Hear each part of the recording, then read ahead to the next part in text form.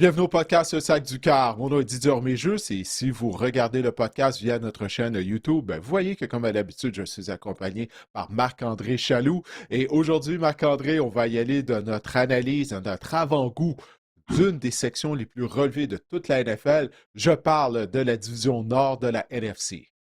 La redoutable division nord de l'Association Ouais. nationale. Et si on regarde le classement de 2025, Didier, les Bears de Chicago ont terminé au premier rang à 11-6. Les Packers de Green Bay ont terminé au deuxième rang à 9-7-1.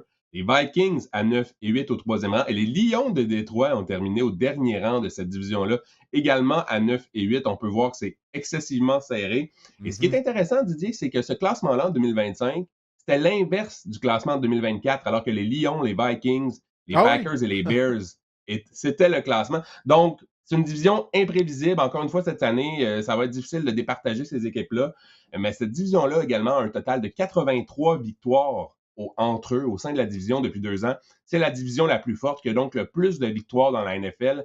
Même loin devant la deuxième division, c'est 75 victoires. Puis j'ai pas le nom de la division, donc non, moi l'ai pas. Mais j'imagine que c'est peut-être la division ouest de l'Association nationale.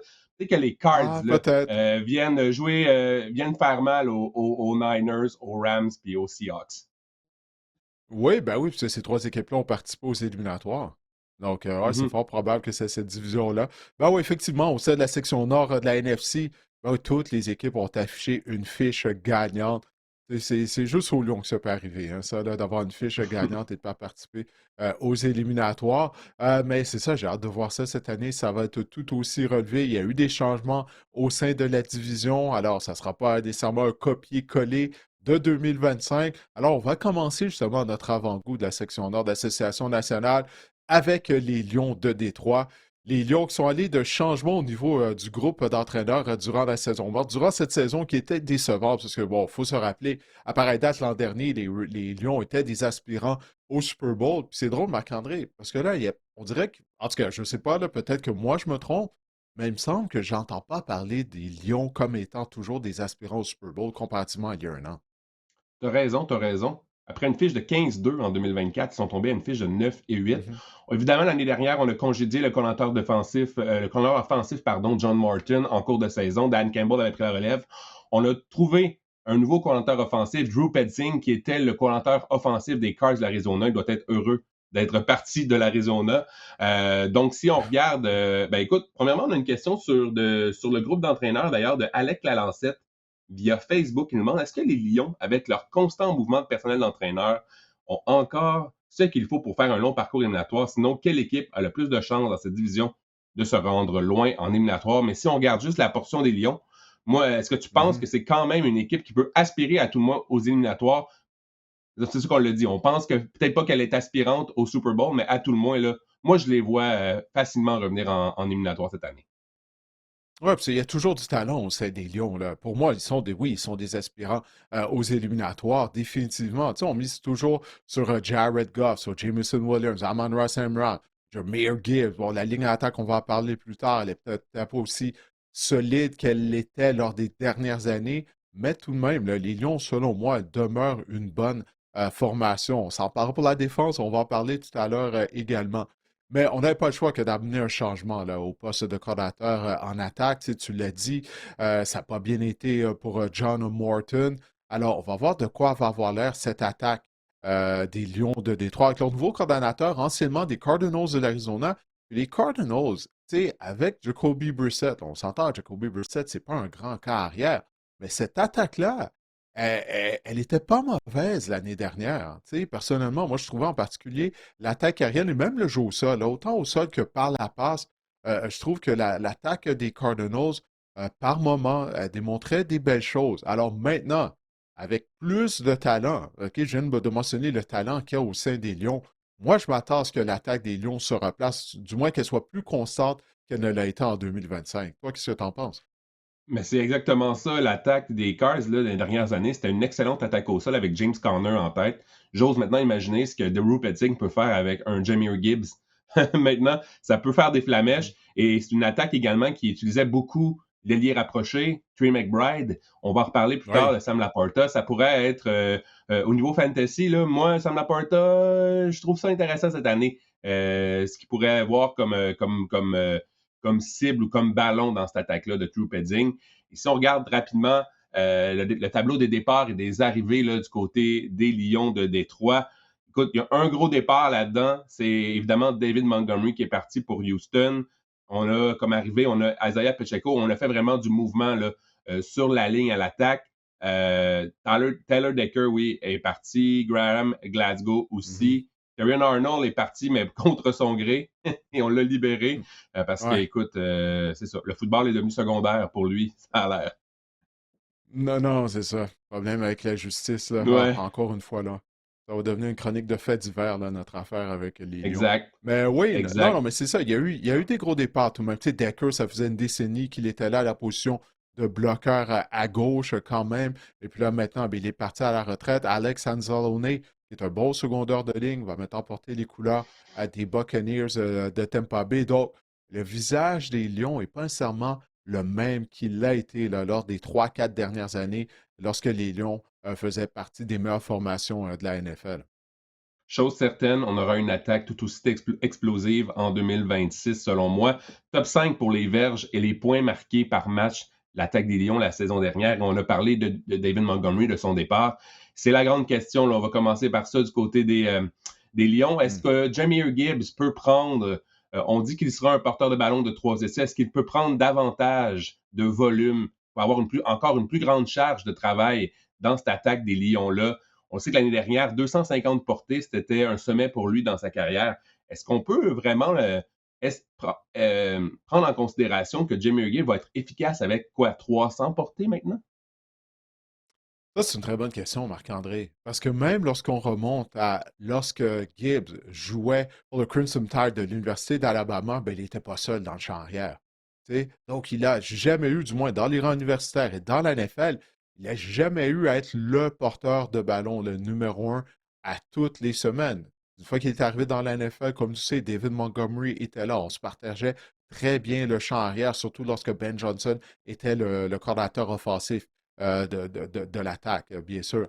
Donc, moi, c'est ça que j'ai hâte de voir parce que Jameer Gibbs, c'est pas nécessairement un porteur de ballon qui est très costaud. Puis, là, on va lui demander quelque chose qu'il n'a pas fait probablement depuis l'école secondaire. Peut-être qu'il va être en mesure de le faire. On a mis ce contrat à Isaiah Pacheco, anciennement des Chiefs de Kansas City, pour le seconder. Mais de qu'est-ce qu'on a vu de Pacheco, Marc-André, lors des 2 dernières saisons? Il est clairement en déclin.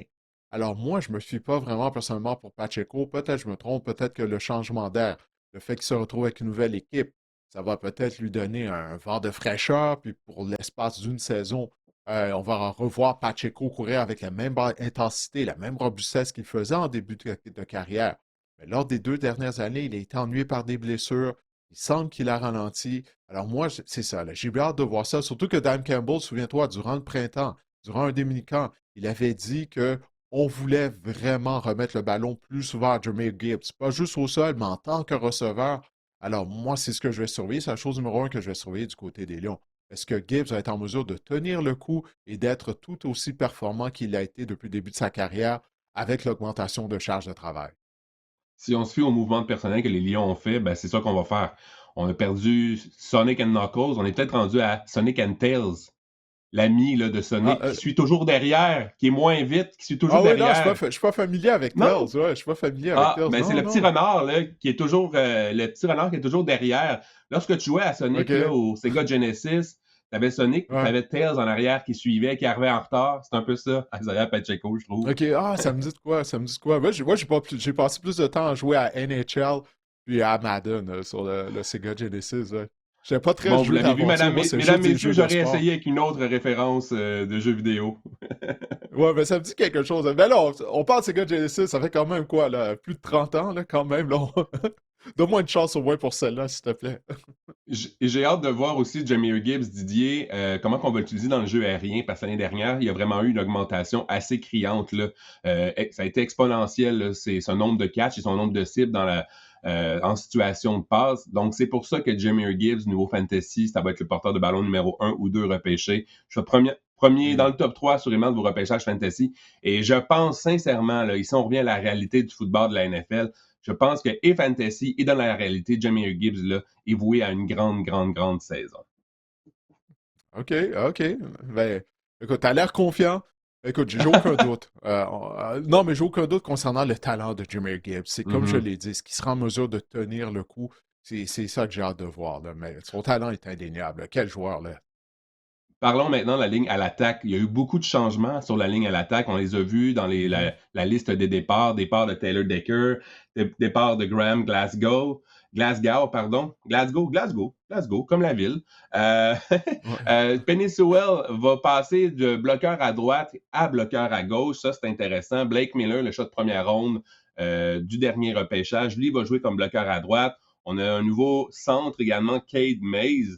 Mays a joué une Mace, fois ouais. plus de 500 jeux en une saison avec les Panthers, mais n'a pas accordé de sac depuis 2023. Donc ça, c'est intéressant. Des gros changements sur la ligne à l'attaque. Est-ce qu'elle sera aussi efficace que par le passé?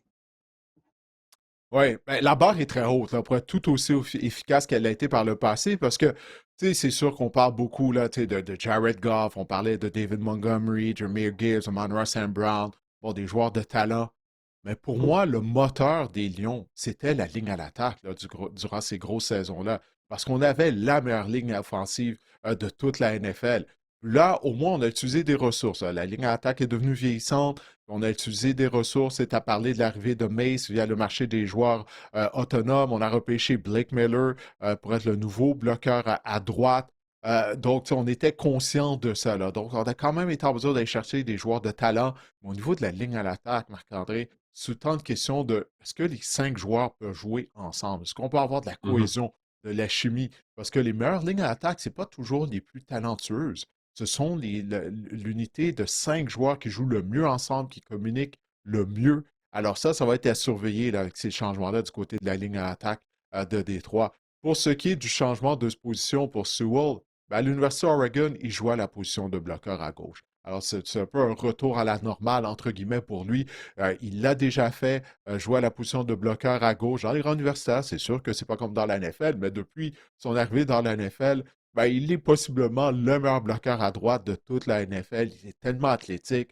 Je ne suis pas inquiet pour cette transition-là pour Sewell, étant donné qu'il a déjà joué à cette position. La ligne à l'attaque, on avait l'une des meilleures lignes à l'attaque au cours des dernières années, mais ça a peut-être été plus difficile, coup-ci, coup-ça, je dirais, depuis la retraite là, de Frank Ragnar, on s'en souvient. Mais j'ai hâte de voir si Ouais. justement, là, comme tu l'as mentionné, la ligne à l'attaque, le jeu au sol, donner du temps pour Jared Goff, ça part de cette ligne à l'attaque-là. Et Jared Goff, Didier, parlons-en, parce que sans tambour ni trompette, c'est un gars qui livre la marchandise. Deuxième pour les verges par la passe et pour les passes de toucher en 2025 à la position carrière ben, dans la NFL. Mais aussi, il va avoir quand même un troisième coordinateur offensif en 3 ans. J'ai hâte de voir comment qu'il va s'adapter là, à l'attaque de Drew Petting. Ah oui, c'est ça, un nouveau coordonnateur offensif pour une deuxième année de suite. Donc, ça va être une nouvelle voix dans son oreille, là. Comme tu l'as dit, une troisième voix en 3 saisons, là, tu sais, qui va lui donner les jeux. Alors ça, tu sais, ça va être quelque chose à observer du côté de Jared Goff. Mais comme tu dis, c'est comme si Jared Goff, il passe sous le radar. On sait qu'il a besoin d'avoir une bonne protection, Jared Goff, parce qu'il n'est pas mobile, il n'est pas un carrière athlétique, et depuis son arrivée à Détroit, on a été en mesure justement de lui offrir une bonne protection avec une excellente ligne à l'attaque. Alors de là, la priorité durant la saison morte des Lions, de s'assurer d'amener des joueurs de talent au sein de cette unité. Alors, Jared Goff, il est efficace de la pochette. De la pochette, c'est un des carrières les plus efficaces de toute la NFL. Je ne crois pas que ça va changer, moi, du côté des Lions, tout ça. Là, ma seule question vraiment du côté de l'attaque, c'est comme on en a discuté tout à l'heure, c'est Jahmyr Gibbs. Avec l'augmentation de sa charge de travail, on va voir comment il va réagir.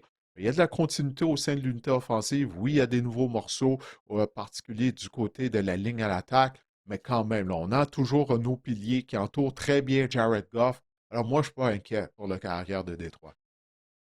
Un mot maintenant sur le groupe de receveurs aussi qui est quand même imposant avec un duo dynamique là, de Jameson Williams et Amon-Ra St. Brown en tête. Jameson Williams sort de sa première saison de 1000 verges l'année dernière, c'est pas rien. En fait, St. Brown et Williams sont le seul duo dans la NFL qui ont été dans le top 10 pour les verges de réception l'an dernier. On ajoute à cela Isaac Tesla qui pourrait œuvrer comme receveur numéro 3 cette année et Sam Laporta qui est de retour en santé, qui avait manqué une dizaine de matchs l'année dernière parce qu'il avait été blessé. Je pense là, que le groupe de receveurs, là, encore là, il sera important, voire explosif là, avec les Lions. Ouais, Laporta, c'était un de nos favoris, là. Tu te souviens, là, dès qu'il a terminé sa carrière à Iowa avant le repêchage, toi puis moi, on le voyait dans notre soupe, il nous a pas déçus, mais il revient quand même d'une intervention chirurgicale au dos, hein. Alors, tu sais, ça va être à surveiller, là. Tu sais, on assume qu'il va revenir au jeu, puis il va être comme il était avant. Mais tu sais, une opération au dos, c'est jamais à prendre à la légère, naturellement. Mais Amon-Ra St. Brown, on mise sur un des meilleurs receveurs de passe de toute la NFL. Tu sais, il bloque en plus. Même si c'est pas le receveur le plus imposant physiquement, mais il est comme un bulldog sur le terrain. Il joue avec énormément d'attitude à Amon-Ra St. Brown. À ce niveau-là, il me fait penser un peu à Steve Smith, un ancien receveur vedette notamment des Panthers de la Caroline. Comme tu peux voir, je suis un fan d'Amon-Ra St. Brown. C'est un joueur de football complet.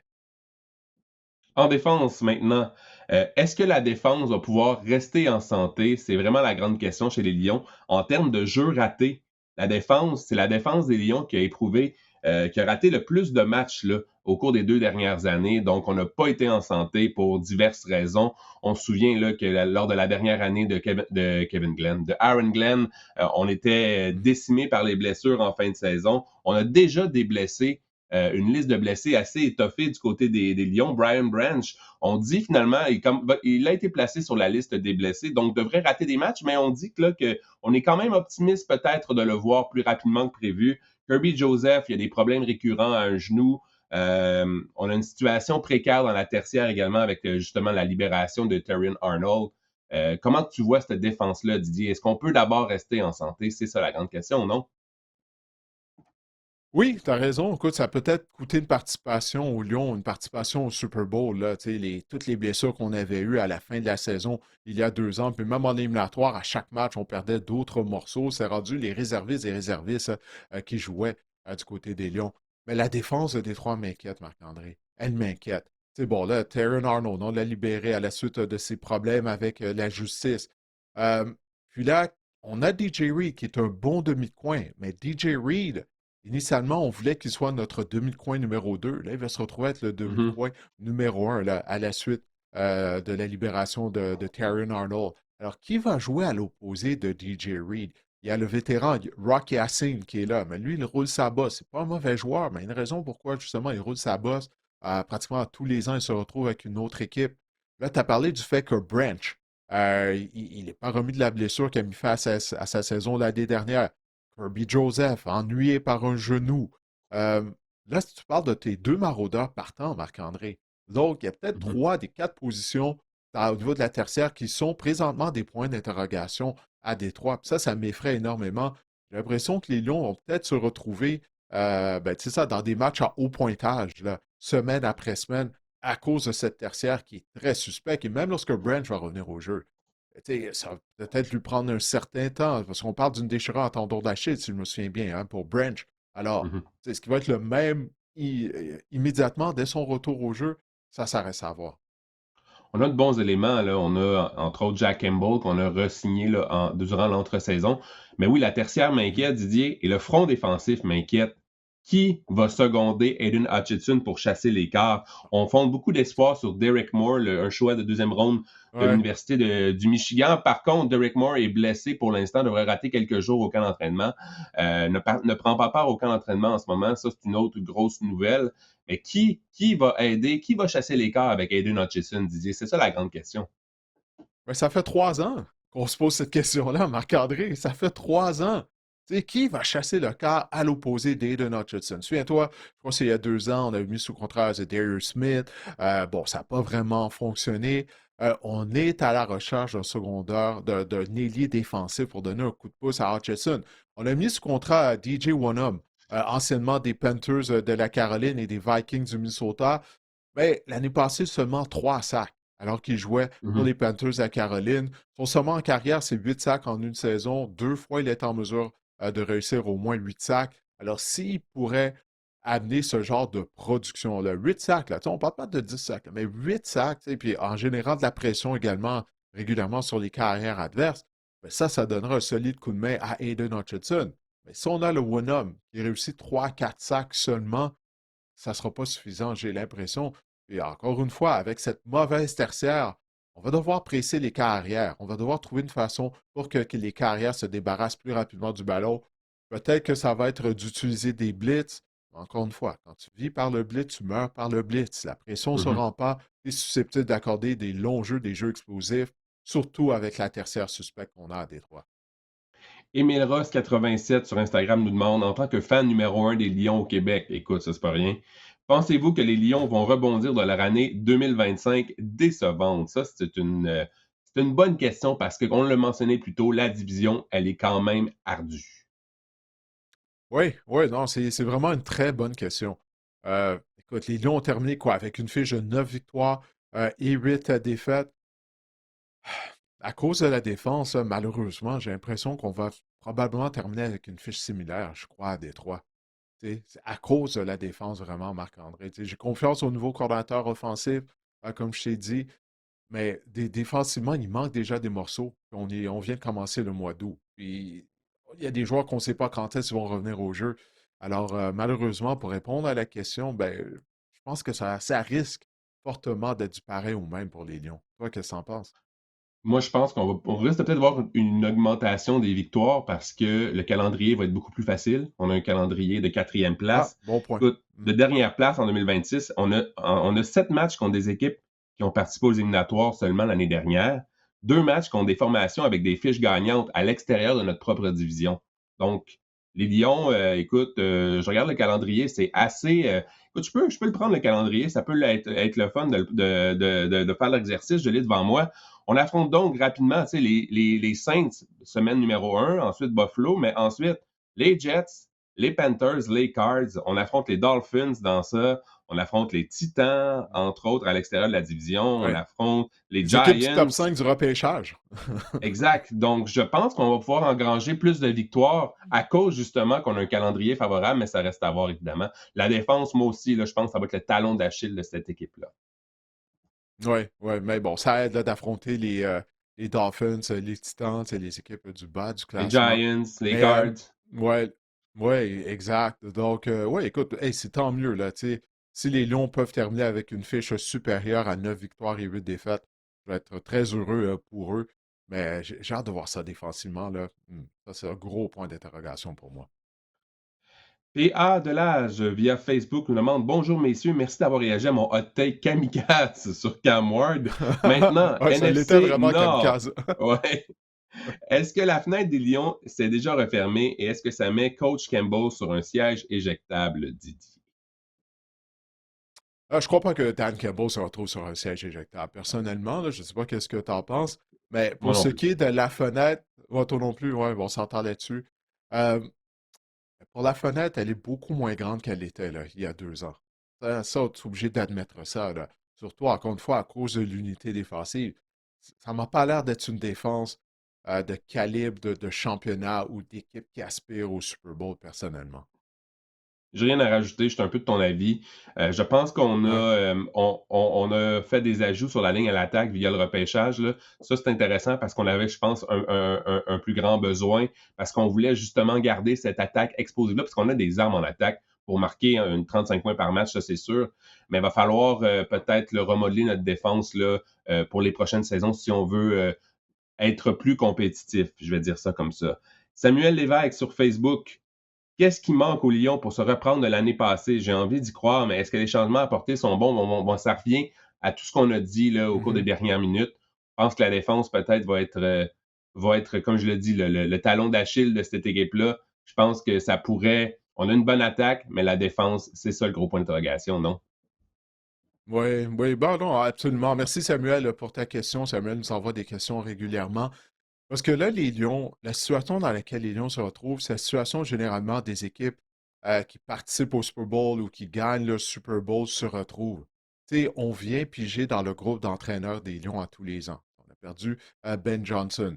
On a perdu Aaron Glenn. Bon, là, le coordinateur à l'attaque l'année dernière, John Morton, n'a pas fait le travail. Mais quand même, là, tu es obligé de changer de coordonnateur parce que Morton est devenu coordonnateur à l'attaque à la suite du départ de Ben Johnson. Là, on en amène un autre. Donc, c'est ça, là, c'est comme si c'était un éternel recommencement à ce niveau-là. On est finalement victime de nos succès à Détroit. Exactement, exactement. Et si on regarde maintenant le over-under, le fameux total de victoires des Lions pour la prochaine saison, il est à 10 victoires et demie, 10 victoires et demie, plus ou moins pour les Lions cette année. Hmm. Depuis 1958, les Lions ont remporté 3 matchs éliminatoires seulement. Et 2 de ces 3 victoires-là sont arrivées en 2023. Ouais, ça fait longtemps que ça dure, ça, à Détroit. Mais bon, pour répondre à la question du over-under, je vais dire moins, Marc-André. Je vais dire moins Oh! de 10 victoires et demi pour les Lions. Il y a trop de points d'interrogation du côté de la défense. Toi, tu vois ça comment? Je suis d'accord avec toi, mais moi, je vais mettre plus parce que justement, j'ai cité le calendrier tout à l'heure. Je pense qu'on va aller chercher quelques victoires. On est quand même une bonne formation dans la NFL sans être peut-être élite en défense, mais je l'ai mentionné, là, les Cards, les Jets, les Giants, les Titans. On a des matchs assez prenables. Je pense qu'on va pouvoir gonfler un peu notre fiche et je pense que 10,5, c'est grandement atteignable. Oui, ouais, non, mais c'est un bon point, vraiment, le calendrier. Tu as bien fait de faire l'exercice et voir les matchs qu'on va jouer. La seule chose, tu sais, moi, j'évite de faire cet exercice-là parce que des fois, je me dis, OK, on anticipe qu'une équipe va être mauvaise, puis là, finalement, elle connaît une bonne saison, tu sais, Ah, c'est ou, sûr. et vice-versa. Mais quand tu affrontes les Cardinals, les Dolphins, puis c'est qui Les encore qu'il y avait Jets, sur le les calendrier, là? Dolphins, les Titans, les Ouais, Giants. je pense que les Lions vont être corrects. Alors, écoute, je leur souhaite de terminer avec plus que 10 victoires et demie. Maintenant, en termes de fantasy football, Marc-André, Jared Goff, où est-ce que tu le repêcherais selon toi? Où est-ce que ça vaut la peine de le sélectionner? C'est un peu un mal-aimé, Jared Goff, au niveau fantasy, parce qu'il offre à la production. Par contre, sa production au sol, elle est Mhm, inexistante. C'est un peu ça qui a les limites, là. Ça limite son plafond à chaque année. Au moins 450, pardon, au moins 4500 verges à ses 3 dernières saisons, une moyenne de 33 passes de toucher par saison à ses 3 dernières années. C'est quand même assez impressionnant. En 2025, il avait été repêché comme quart numéro 18, il a terminé comme quart numéro 12. Donc, vers la fin d'un quart numéro 1 fantasy.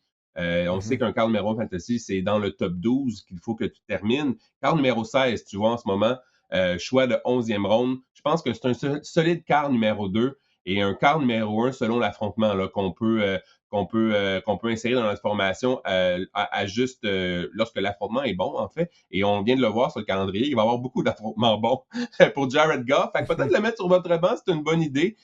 Également, là, il est dans un dôme, à domicile également, là, lorsqu'il ne fait pas trop froid. On sait que Jared Goff, c'est un gars qui n'aime pas trop les intempéries. Donc, dans un dôme, à domicile, c'est là que Jared Goff est le plus performant et je pense que ça devient un bon streamer dans une ligue à un quart arrière, puis un bon quart numéro 2 dans une ligue à 2 quarts arrière. Ouais, Amon-Ra St. Brown, j'en ai fait son éloge tout à l'heure. Est-ce qu'il va poursuivre ses succès selon toi, et surtout en termes de fantasy football, là? C'est de ça qu'on parle, juste en fantasy. Est-ce qu'il va demeurer une des meilleures options à la position de receveur? Évidemment, pour ceux qui nous regardent sur YouTube, je ne parle pas de Jameer Gibbs parce que Jameer Gibbs, ça va être un choix top 3. Ouais. Ça va être lui, le premier porteur de ballon sélectionné. Lui ou Bijan, on peut aller prendre une bière puis débattre pendant longtemps, mais quand même, là, c'est deux excellents joueurs. Mais si on revient à Amon-Ra St. Brown, top 3 chez les receveurs fantasy pour une 3e année de suite. C'est un gars qui est hyper constant. En 2025, c'est 117 catchs, 1400 verges et 11 touchés. C'est un gars qui, en format PPR aussi, excelle dans ce format-là. Donc, dans un pool PPR, c'est un pool où on leur reçoit un point supplémentaire pour un attrapé. Depuis 2022, Didier, il est le premier pour les réceptions dans la NFL avec 457, deuxième pour les cibles à 623, troisième pour les toucher avec 39 depuis 2022. C'est le receveur numéro 4 en ce moment. C'est un choix de première ronde. Amon-Ra St. Brown, là, ce que vous avez dépassé là, ou vous avez passé les Jamar Chase, les Puka Nakua de ce monde, les JSN même. Amon-Ra St. Brown là, devient le choix logique par la suite. Et maintenant, Sam Laporta, on en a parlé tout à l'heure. Il a raté une bonne partie de la saison en raison d'une blessure au dos. Est-ce qu'il va redevenir, un des meilleurs ailiers rapprochés au niveau du fantasy football? L'allié rapproché numéro 1 en 2023, on s'en souvient, on était dans le Mhm. bandwagon de Sam Laporta. Ouais, Il y a eu beaucoup de on était dans blessures la première depuis. rangée. On était dans le bandwagon quand il n'y avait Exactement. personne. Au début, il y avait juste toi et moi. L'année passée, avant de se blesser, il a raté les 10 derniers matchs. Il produisait un rythme de les rapprocher numéro 7. Donc ça, c'est intéressant. J'en ai parlé, l'arrivée de Drew Petzing, je pense qu'il pourrait avoir un impact considérable là, sur la production de Sam Laporta. Juste à regarder ce que Trey McBride est devenu avec les Cardinals de l'Arizona, je sais que c'est peut-être prendre un chemin facile du point A au point B, mais quand même, Trey McBride est devenu une superstar au niveau fantasy. En ce moment, les alliés rapprochés numéro 8, c'est un choix de 8e ronde, Sam Laporta. Lorsque je manque, disons, le quatuor de tête là, dans mes repêchages à la position d'allié rapproché, je parle ici de Bowers, je parle de Warren, je parle de Loveland et je parle de McBride. Ben écoute, je pense que je vais aimer attendre là, dans mes repêchages fantasy pour Laporta en 8e, 9e ronde. Je pense que c'est un gars avec encore énormément de potentiel s'il peut demeurer en santé, évidemment. Oui, c'est sûr, comme tu dis, là, c'est vraiment intriguant là, avec l'arrivée de Petzing. Qu'est-ce qu'il a fait avec McBride? En tout cas, on va voir, mais oui. Peut-être que ça pourrait rapporter en repêchant Laporta plus tard que les autres joueurs, là, les autres alliés rapprochés que tu Mm-hmm. viens de mentionner. Bon, ben maintenant, on va se tourner du côté des Vikings du Minnesota. Hein. Les Vikings ont terminé aussi avec une fiche gagnante. Puis ça, c'est malgré le jeu de chaises musicales. On a assisté à la position de carrière l'année dernière. On a l'impression que les Vikings ont terminé avec une fiche perdante. Eh bien non, 9 victoires et 8 défaites pour les hommes de Kevin O'Connell en 2025.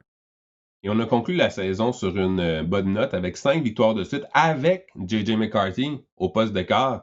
Et si on regarde On rapidement va le tableau l'aimer. des départs, oui, si on regarde rapidement le tableau des départs et des arrivées du côté des Vikings, ben écoute, qu'est-ce qu'on a de voilà. Du côté des arrivées, bien évidemment, Kyler Murray, on va en reparler dans quelques instants. Joanne Jennings Oui, ben également, oui. on a amélioré notre groupe de receveurs. Par la suite, au niveau des départs, ben, pas grand départ là, notable. Harrison Smith, bon, c'est ça pour la retraite, mais j'ai lu entre les bancs, je sais pas si tu as lu ça, Didier, peut-être qu'il est ouvert à un retour au jeu, hein? Ah oui, vraiment? Et Ben, pourtant, on écoute, l'avait honoré à la fin de la dernière saison et tout. Moi, je croyais ben, j'ai lu ça que quelque ça y part, c'est était, là. peut-être, Ouais. j'en ai pas porté attention, Ouais. mais il disait peut-être que dans le pétrin, il pourrait faire un Aaron Donald de lui-même, là, puis peut-être jouer une autre Ah, saison. ok, ok, ok. Ouais, ouais, Ouais, ouais, ouais, ouais. ouais. Ah, écoute, pour les vétérans rendus là, eux, ils sont pas pressés de participer au camp d'entraînement. Hein. Alors, Non, c'est ça. pourquoi pas attendre au mois de septembre, finalement, tu t'entraînes chez toi, puis tu reviens au jeu. Ouais, Harrison Smith, qui a vraiment été tout un joueur là, pour les Vikings.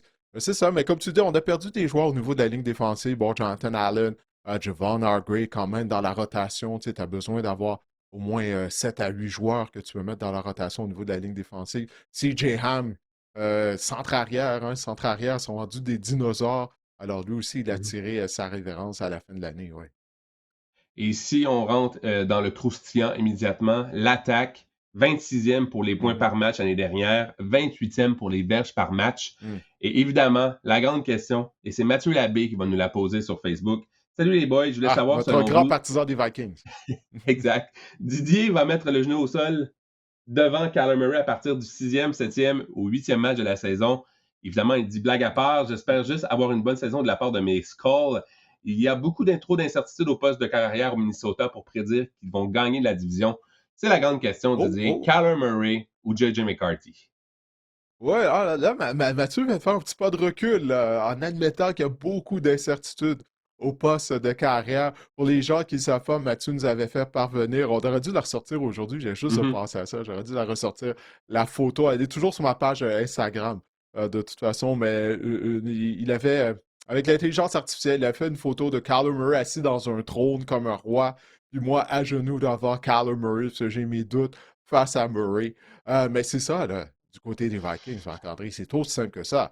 Kyler Murray contre J.J. McCarthy. Parce que, comme on vient de le dire, cette équipe-là a gagné 9 matchs l'année dernière. Malgré le fait qu'on changeait de carrière partant à toutes les 2 semaines ou à peu près. À un moment donné, c'était Carson Wentz qui jouait pas si mal. Puis là, il s'est blessé à son tour. Alors, ça en vient à ça. Moi, j'ai l'impression que Murray va être le partant lors de la première semaine. Puis j'ai hâte d'entendre qu'est-ce que tu as à dire à ce sujet. On ne l'a pas emmené au Minnesota pour le réserver à J.J. McCarthy. Et J.J. McCarthy, je disais, lors des dernières semaines, une des choses qu'on lui reproche, c'est un manque de maturité au niveau de son comportement. Qui là, ça semble pas plaire à bien des gens au sein de l'organisation des Vikings du Minnesota. Puis Kyler Murray, même si moi je crois qu'il est limité en raison de sa petite taille, il a tout de même été le tout premier choix du repêchage. C'est sa carrière qui est mobile, il a un bon bras, Puis peut-être un changement d'air, ça va l'aider. Parce qu'on a déjà vu Kyler Murray obtenir un certain succès en tant que carrière partant, comparativement à J.J. McCarthy, mais J.J. McCarthy faut être raisonnable quand même en raison des nombreuses blessures qu'il a déjà subies. Ben, je crois vraiment que ça nuit à son développement, là. La job lui appartient à Kyler Murray, je suis de ton avis, ça c'est sûr. Et j'ai l'impression que ça pourrait fonctionner, le mariage Kevin O'Connell et Kyler Murray. Pourquoi? Hmm. Parce que dans l'attaque de Kevin O'Connell, Didier, ce qu'on recherche, c'est souvent les jeux explosifs dans les zones profondes. Euh, Ça a fonctionné avec Sam Darnold, on s'en souvient. Ça a fonctionné avec Carson Wentz un peu plus. Ça a fonctionné avec Kirk Cousins. Puis les meilleures années de Kyler Murray, je sais que depuis 2021, c'est moins reluisant, là, sa feuille de route. Kyler Murray n'a pas été épargné par les blessures également. Mais lors de ses meilleures saisons, c'est lorsqu'il avait du succès dans les zones profondes, avec les longs jeux. Kyler Murray est quand même précis là, dans ses ballons dirigés dans les zones profondes. C'est quand même l'une de ses qualités. 67% de passes complétées Kyler Murray en carrière, c'est pas négligeable. Et je pense que justement, avec Kevin O'Connell, je pense qu'on découvre, on ouvre peut-être une partie du cahier de jeu qui était inexplorée jusque-là, c'est-à-dire l'improvisation, le jeu option course-passe avec Kyler Murray. Je pense qu'il va y avoir des options et je pense que justement, là, le quart arrière pour faire fonctionner l'attaque de Kevin O'Connell, je pense que Kyler Murray est mieux nanti là, que J.J. McCarthy pour réaliser ça, justement parce qu'il est capable de lancer adéquatement dans les zones profondes. Puis je pense que c'est la clé pour faire fonctionner une attaque dirigée par Kevin O'Connell. On l'a vu par le passé. Ouais, je regarde ça, là, tu sais. Tu parles de 2021, ça fait 5 ans hein, quand même de ça. 24 passes de toucher, 10 interceptions pour Kyler Murray lors de cette saison. Il avait complété 69,2% de ses passes. Ça, c'était sa troisième année là, dans la NFL.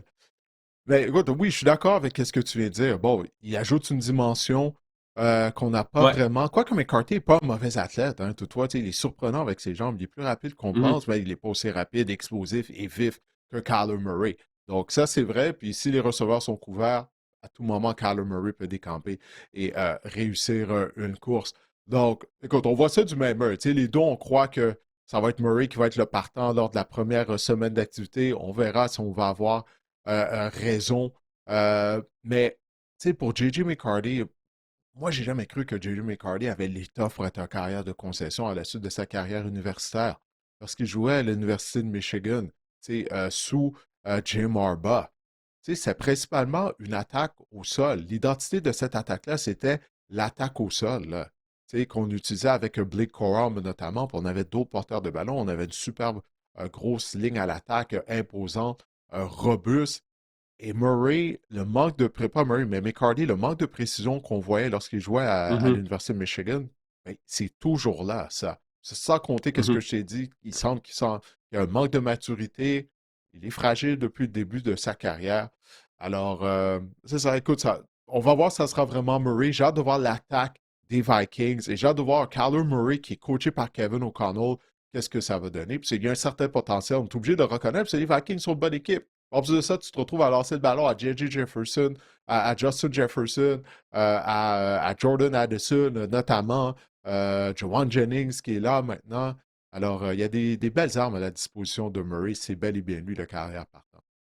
Justin Jefferson avait mentionné d'ailleurs là, que Kyler Murray était l'étincelle que l'attaque avait besoin plus tôt cette saison. Mm. Et j'ai les chiffres là. L'année passée, Justin Jefferson, je les avais notés pour mon segment fantasy, 84 catchs sur 140 ballons dirigés vers lui. Puis Jordan Addison, c'est 42 catchs sur 79 cibles.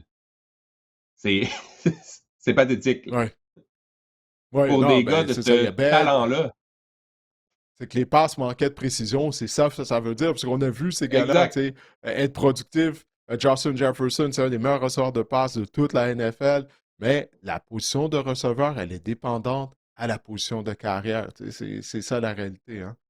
Et à la question, est-ce que Justin Jefferson peut rebondir? Bien oui, il peut rebondir si le jeu, si le jeu du Mm. carrière qui lui lance le ballon est adéquat. Ben oui, ben c'est aussi simple que ça. On le sait qu'il est bon, Justin Jefferson. Il n'y a pas de Ouais. question à se poser. En plus, je voyais une vidéo de lui hier. Tu sais, le temps passe vite parce que là, je pense à quoi, sa sixième, septième saison là, à Justin Jefferson. Euh, Puis on le voyait durant un des entraînements des Vikings. aider les jeunes receveurs. Il y avait un Mhm. receveur qui courait son tracé de passe, puis il lui disait non, non, fais pas ça comme ça, descends le niveau de tes hanches et tout. Puis je trouvais ça cool de voir ça de la part de Justin Jefferson, parce que l'année dernière, là, c'était une année de misère pour lui, là, on s'entend, même s'il a atteint les 1000 verges, mais on vient de parler de ses statistiques et les nombreuses passes qui étaient hors cible en sa direction. On ne l'a pas entendu chialer dans les médias, Justin Jefferson. Non. On ne l'a AJ pas Brown aurait entendu se chialé pour plaindre. moins que ça. Tu ne l'as pas vu. Ben, c'est ça que j'allais dire. C'est exactement là, je m'en allais. Imagine-toi, c'était A.J. Brown. Puis là, après ça, de le voir en train d'aider les autres receveurs, en train de leur donner des conseils depuis le début du camp d'entraînement. Ça fait que j'aime Justin Jefferson encore plus. Alors, j'espère pour lui qu'il va avoir de la stabilité au poste de carrière, qu'il va pouvoir afficher des statistiques, euh, des statistiques impressionnantes comme il l'a fait depuis le début de sa carrière, mis à part l'an dernier.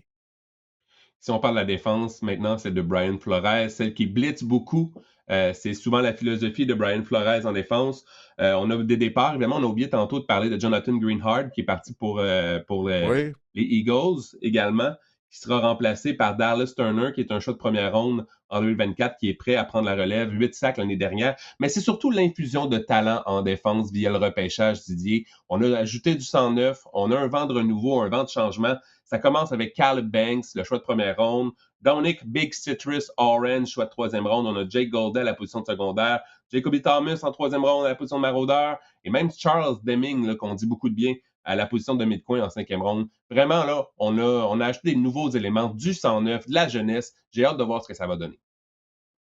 oui. Mais ça, des fois, ça fait peur. C'est quand il y a beaucoup de jeunes comme ça, parce que les jeunes joueurs, ben, souvent, ils brisent le cœur. Ils commettent des erreurs mentales. Alors, ça va être à Brian Flores à bien coacher tout ce jeune talent-là. Mais par contre, à la suite du départ de Greenard, là, ça fait que tu as juste Dallas Turner, comme un chasseur de corps, là, réellement, là, comme pur chasseur de corps. Peut-être qu'il y en a un autre au sein de la formation des Vikings, un jeune que je connais pas. Ben, c'est ça, là, le départ de Greenard, là, ça fait en sorte que toute la pression va être sur Dallas Turner. Mais Brian Flores, avec son système défensivement, c'est un maître dans l'art de mettre la pression mentale sur les carrières adverses. Quand tu regardes les Vikings, très souvent, on va amener 6 joueurs à la ligne d'engagement. Tu as l'impression que les 6 vont s'amener en blitz, mais pourtant, c'est une pression avec seulement 3 joueurs, des fois à 4 joueurs. Alors, c'est ça, là, lorsque je parle de mettre de la pression au niveau du mental, du carrière, je ne crois pas qu'il y a beaucoup de collateurs en défense dans la NFL qui le font aussi bien que Brian Flores. Mais toi, tu as parlé du premier choix, du choix, oui, plutôt de première ronde des Vikings du Minnesota en repêchage, Caleb Banks, plaqueur de l'Université de la Floride. Souviens-toi, ça avait été une grosse surprise lorsqu'on l'a sélectionné en première ronde. Pas parce qu'il n'est pas talentueux, c'est un gros bonhomme, il a des longs bras, très longs bras. Mais il n'a pas beaucoup joué l'année dernière en raison d'une blessure à un pied avec les Gators. Qu'est-ce qui est arrivé? Au combine, ben, il a aggravé cette blessure-là. Donc là, il y a un historique de blessure. Sur papier, ça semble bien. Mais là, est-ce qu'il va pouvoir rester en santé? Parce que lors de la dernière année, ça a été difficile pour lui à ce niveau-là. Effectivement, effectivement. Donc, c'est une défense vraiment. J'ai hâte de voir. J'ai hâte de voir. On a beaucoup. Tu as parlé des ailiers rapprochés qui va chasser le quart. En ce moment, là, c'est Jalen Redmond et Levi Drake Rodriguez qui sont les deux ailiers défensifs euh, du côté des Mis à part Vikings. Dallas Turner. Ouais. Non, c'est Exactement, ça. exactement, Ah, exactement. non, c'est ça. Dans- Mais écoute, les défenses à Flores, c'est un des meilleurs coordinateurs en défense de la NFL. Il va trouver une solution. Il va trouver une solution. La défense des Vikings ne sera pas mauvaise, même si on n'est pas nécessairement super bien nantis en termes de chasseurs de corps, mis à part Dallas Turner. Peut-être un mot sur la tertiaire, là, Byron Murphy, l'un des meilleurs à sa position dans la ligue. On avait été chercher Isaiah Rodgers, qui a eu quand même une bonne saison Oui, là, des Eagles. Joshua Mtelis, qui est également l'un des meilleurs. On a une bonne défense là, du côté des Vikings, c'est ça qu'il faut retenir. oui, absolument. Metellus, c'est l'homme à tout faire au niveau de la tertiaire là, des Vikings. Brian Flores aime le déployer de plusieurs façons, des fois près de la ligne d'engagement, des fois en recul, en couverture. Bref, il y a beaucoup de choses qu'il peut faire sur un terrain de football de Josh Metellus. Si on regarde maintenant le total de victoire, le fameux over-under du côté des Vikings, ça donne quoi? Ça donne 8,5, Didier. Plus ou moins? Oui, la fiche de Kyler Murray après l'apparition encore une fois, Guillaume a ressorti ça. après l'apparition d'un nouveau jeu de la série Call of Duty. Ah ben là, ça fait longtemps là, de ça, là, Prochaine lorsqu'on lui édition à avait donné le sortir. contrat. Mais quand même, est-ce qu'il y a une Oui. nouvelle... Ah ben oui, ça, prochaine édition sortir le 23 octobre. Ah ok, Guillaume, ok, je comprends qu'est-ce que tu fais. Donc, le 23 octobre, on va voir s'il y a une chute en termes de production pour Murray après le 23 octobre, si jamais il est bel et bien le carrière partant des Vikings du Minnesota. Alors, plus ou moins 8 victoires et demi pour les Vikings. Hmm, je veux dire moins. Je veux dire moins. J'ai besoin de voir Kyler Murray connaître du succès pour y croire à la position de carrière. C'est aussi simple que ça, Marc-André. Alors, c'est pour ça que je dis moins pour les Vikings du Minnesota, mais je suis conscient toutefois que si Murray peut bien jouer, ça, c'est une équipe qui a terminé avec une fiche gagnante l'année dernière. Il y a 2 ans, on avait connu vraiment une très bonne saison. Ça s'était gâté à la fin, mais Sam Darnold avait bien joué pendant la majorité de la saison, mis à part là, les 2 derniers matchs, là, le dernier match de la saison régulière puis le match éliminatoire. Mais on a vu que cette formation, elle est bonne. Si le carrière peut être productif, donc j'ai besoin de voir pour y croire moins de 8 victoires et demi pour le Minnesota pour moi. Moi, j'ai mis moins également et je me questionne sur l'avenir de Kevin O'Connell. Est-ce que la patience a ses limites? Mhm. On sait, là, on a congédié le DG à la fin de la saison dernière. Avec Kevin O'Connell, là, Kevin O'Connell a une fiche de 27-7 avec Kirk Cousins ou Sam Darnold au poste de quart, Didier. Fiche de 16-18 avec les autres quarts qu'il a eu sous la main. Vous allez me dire, c'est souvent des quarts de seconde main, des quarts réservistes, mais quand même, je me questionne à savoir si justement Kevin O'Connell, oui, l'attaque est souvent incroyable. On dit que c'est un gourou des carrières, mais est-ce que la patience a ses limites au Minnesota? C'est la grande question qu'il faut se poser. Ouais. Non, non, non, tu fais bien de poser cette question-là, parce qu'effectivement, on a congédié le DG. Alors là, c'est qui le prochain, là, s'il n'y a pas de succès là, cette année en 2026? C'est Mhm. l'entraîneur-chef. Alors, tu sais, Kevin O'Connell, ben, ça serait bien là, si on pouvait se qualifier pour les éliminatoires là, afin de sauver son emploi, malgré le fait qu'il est un bon coach. Alors, j'espère qu'on en est conscient ça, du côté des Vikings, parce que là, bon, on est tenu en otage simplement par la position de carrière partant là, du côté du Minnesota. Alors maintenant, bon, on vient de parler de Kyler Murray en long et en large, on va en parler encore une fois, mais cette fois-ci en termes de fantasy football. Tu t'attends à quoi là, de sa part? Est-ce qu'il va demeurer productif? Je sais que tu adores les carrières mobiles. C'est une valeur ajoutée au fantasy football. Et Murray, lui, ben, il est capable de courir. On parlait de Kyler Murray en termes de chiffres maintenant, quart numéro 20 en 2025, mais dans le top 12 dans toutes ses saisons précédentes. Pourquoi? Parce que oui, il court, c'est une valeur ajoutée. Kyler Murray, tu l'as mentionné, limité à 5 matchs Mhm. l'année dernière, mais moyenne quand même de 17 points fantasy par match. C'est quand même pas mauvais comme plancher. Kyler Murray, c'est ça en fait la différence avec les cars mobiles, c'est qu'ils apportent un plancher plus élevé que les gars comme Jared Goff, par exemple. C'est une excellente Oui. comparaison. Quart numéro 17 en ce moment, choix de quatrième ronde. Moi, je pense que c'est un quart numéro 2 d'une formation fantasy en ce moment, Kyler Murray, avec un potentiel de quart numéro 1 si ça fonctionne. Et je l'ai mentionné tout à l'heure, il y a une partie de moi qui croit que ça pourrait fonctionner avec Kevin O'Connell. Je serais prêt à changer mon fusil d'épaule rapidement si je vois que Kyler Murray connaît un bon début de saison, du moins jusqu'au 23 octobre 2026, là, jusqu'à la sortie de Call of Duty. Euh, je veux dire, je commence à penser que ça pourrait fonctionner.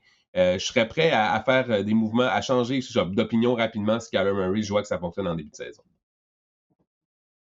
Ouais, non, je résiste à me faire séduire par Kyler Murray aux Vikings sous le coaching de Kevin O'Connell. Mais en tout cas, le potentiel est là, comme tu dis. J'ai bien hâte de voir. Ça, c'est intriguant. En tout cas, c'est définitivement Mhm. intriguant.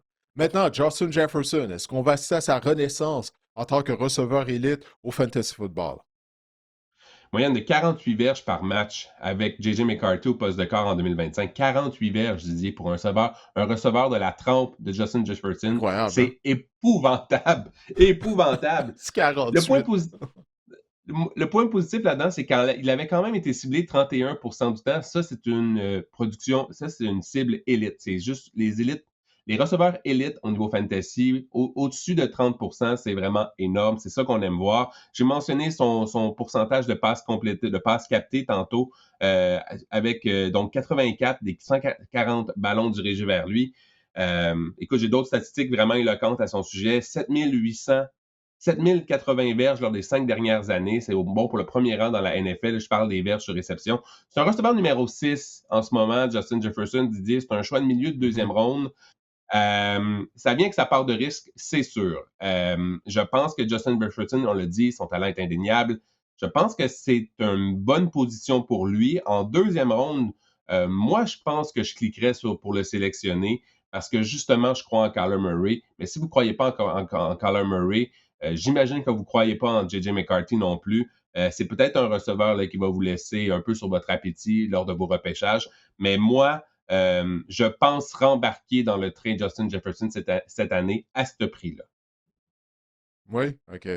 Si J.J. McCarthy est carrière partant après le camp, est-ce que tu débarques du train, Justin Jefferson, ou tu restes dessus pour le meilleur et pour le pire?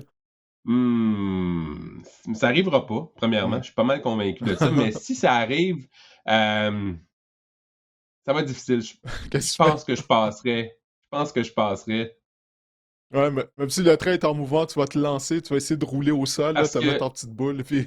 Ah, Parce que je pense pas que les Vikings vont passer de McCarthy à Kyler Murray. Kyler Murray est arrivé. Moi, je pense qu'on va passer de Murray à McCarthy. C'est ça le plan. Je pense pas que l'inverse est faisable, mais c'est ça. Je pense que je La débarquerai du NFL, train. tout est Je me possible. pitcherai en bas du Ouais, pont. tu débarques du train. Ouais, OK, Ouais, rien de moins. Et ouais. maintenant, Jordan Addison, pour terminer le volet Fantasy Football des Vikings du Minnesota, lui qui joue à l'opposé de Justin Jefferson. 19 touchés à ses 2 premières saisons. Elles sont loin, ces 2 premières saisons-là. C'était le 5e plus haut total dans l'histoire de la NFL, imagine-toi donc, pour un receveur. Hmm. J'ai parlé de son pourcentage d'attrapés tantôt. Lui aussi, c'était épouvantable. 77 verges par match avec Carson Wentz la saison dernière. Tu vois à quel point le nombre de verges par match augmente avec un autre corps arrière. Ouais. Receveur numéro 43 en ce moment. Receveur numéro 44, pardon, oui. Choix de 9e ronde en ce moment, Jordan Addison. Je trouve que c'est un. Écoute, si j'embarque dans Justin Jefferson, j'embarquerai pas dans Jordan Addison. C'est pas une attaque en ce moment qui m'inspire confiance à des Vikings. En fait, elle m'inspire confiance un petit peu, mais c'est pas une attaque que je me dis, écoute, c'est sûr que cette attaque-là va être explosive. Donc, si je suis in sur Justin Jefferson, je pense être out sur Jordan Addison, mais j'avoue qu'un choix de 9e ronde pour Jordan Addison, c'est un beau rabais fantasy en ce moment. C'est une grosse saison hein, pour Jordan Addison. Si je ne me trompe pas, il va entamer la dernière année de son contrat. Puis on lui a posé la question après un des entraînements il y a quelques jours, puis il a dit qu'il ne s'en faisait pas avec ça. Il disait, regardez, je me concentre seulement là, à m'améliorer en tant que receveur lors du camp d'entraînement. Il ne faut pas oublier qu'il a un historique là, avec des problèmes à l'extérieur du terrain. Alors je peux comprendre les Vikings d'être réticents à lui donner une prolongation de contrat. Il va devoir avoir une saison probablement productive sur le terrain. Également, faire preuve de bonne conduite à l'extérieur du terrain pour obtenir une prolongation de contrat des Vikings. Mais maintenant, on va se tourner du côté des rivaux des Vikings du Minnesota. Je parle bien sûr des Packers de Green Bay. Alors, du côté des Packers, essentiellement, on a pratiquement toute notre attaque partante qui est de retour cette Mhm. année, Marc-André. Effectivement, l'année passée, les Packers fichent de 4, 5 et 1 dans les matchs décidés par un touché au moins. Donc, on aurait pu avoir une meilleure fiche encore. Depuis le départ d'Aaron Rodgers, donc ces 3 saisons, fiche de 29, 21 et 1. On a 3 présences en éliminatoire et on a eu le 7e rang de l'association les 3 fois. Donc, ça, c'est quand Ouais. même un fun fact, comme on dit, un fait cocasse à souligner du Ouais. nouveau chez les Packers de Green Bay. Oui, et si on regarde le tableau Ouais, des ben, départs et des. mais j'allais Oui, juste vas-y, dire, on n'a Didier. pas de victoire en éliminatoire. Excuse-moi de t'interrompre, mais on n'a pas de victoire Non, en c'est vrai. éliminatoire, toutefois. Là. Tu sais, puis on est chanceux que le format des éliminatoires a changé. Avant, c'était seulement 6 équipes. Donc, Mhm. est-ce que ça va être l'année où les Packers ont gagné un match éliminatoire? Bon, ça reste à voir. Et si on regarde le tableau des départs et des arrivées du côté des Packers de Green Bay, mais tu l'as mentionné, on a quand même pas mal tout notre monde en attaque. Sean Gary est probablement le plus gros départ en défense. Romeo Dobbs également, qui est parti pour Mhm. les Patriots de la Nouvelle-Angleterre. Malik Willis aussi devenu le quart numéro 1 des Dolphins. Et au niveau des arrivées, ben Benjamin Saint-Just, notre Québécois, qui aura une Oui. chance, une opportunité de faire valoir là, chez les Packers de Green Bay. Ça va être intéressant. Et si veux-tu ajouter quelque chose ou on passe déjà à la grande question sur les Packers en défense? c'est celle de Micah Parsons. Didier, on va commencer par la défense pour les Packers. Qui va chasser les quarts adverses en l'absence de Micah Parsons? On sait que Micah Parsons va rater quoi les 5-6 premiers matchs de la saison à tout le moins.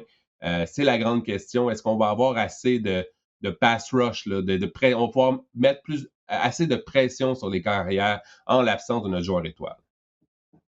Ouais, ça, c'est la grosse question, là, défensivement, du côté des Vikings, du côté des Packers de Green Bay. Ben, tout d'abord, là, on a un nouveau coordonnateur en défense, c'est Jonathan Gannon, étant donné que l'ancien coordonnateur est devenu l'entraîneur-chef à Miami. Je lisais là, dans les derniers jours Michael Parsons, lui, qui disait que il était possible qu'il revienne au jeu pour la 6e semaine d'activité. Je ne sais pas si tu as vu ça. Et Mhm. contre qui les Packers jouent lors de la 6e semaine Les d'activité? Les Cowboys. Cowboys de Dallas. Et voilà, l'ancienne équipe à Micah Parsons. Alors, on verra quand est-ce qu'il va revenir au jeu. Mais d'ici là, ouais, c'est une très bonne question.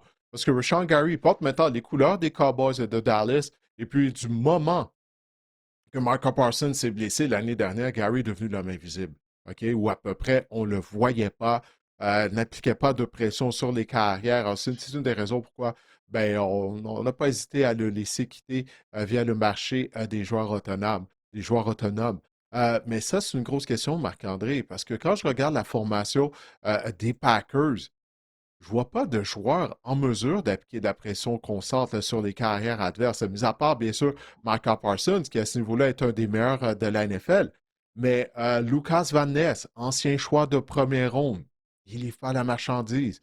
Donc, est-ce que là, il peut justement en offrir plus aux Packers défensivement? Parce que là, Van Ness, laisse-moi regarder ça. Ça combienième année?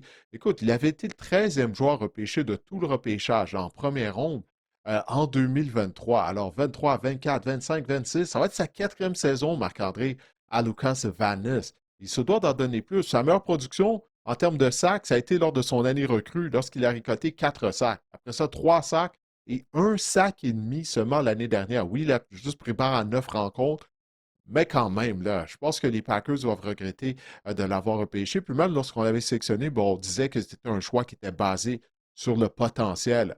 Alors, je ne vois pas comment les Packers, sans blitzer, sans être agressifs en défense, je ne vois pas comment on va faire presser les carrières adverses tant aussi longtemps que Parsons ne sera pas de retour au jeu. J'aimerais m'excuser à Jonathan Bélanger qui nous avait posé une question sur Facebook qui disait Salut, croyez-vous que le pass rush des Packers sera en mesure d'être efficace avec la perte de Micah Parsons dans le début de saison dans le Hmm. nouveau système défensif de Jonathan Gannon? J'ai des stats peut-être pour renchérir là, sur Micah Parsons. En l'absence de Micah Parsons, fiche de 0-4, les Packers de Green Bay ont accordé plus de 27 points par match en moyenne et plus de 450 verges allouées d'attaque par match à l'adversaire. On avait seulement un sac par Ouais. match. Il était à 2,4, à plus de 2 avec Micah Parsons. Est-ce que justement le système de Jonathan Gannon, si on veut faire suite à la deuxième partie de la question de Jonathan Bélanger, de Jonathan, est-ce que le système de Jonathan Gannon Ouais. pourrait aider justement là, des joueurs à éclore dans cette défense-là? Ben, on parle de presser carrière adverse. Ça prend du talent, presser carrière adverse. Tu sais, c'est ben oui, tu peux le faire jusqu'à une certaine limite en utilisant des blitz, mais à un moment donné, tôt ou tard, il faut que la pression à 4 se rende aux carrières. Alors, je crois tout simplement pas qu'on a les chevaux pour le faire du côté de la défense des Packers de Green Bay. Personnellement, bon, il y a Javon Hargrave, un plaqueur qui s'amène du Minnesota. Mais ça ne sera pas suffisant. Là, tu sais. On a perdu des morceaux tu sais, en défense. Quay Mhm. Walker, c'était un bon joueur aussi. Ben bon, on était chercher Zaire Franklin, anciennement des Colts d'Indianapolis. Donc, ça devrait être un échange un pour un d'une certaine façon.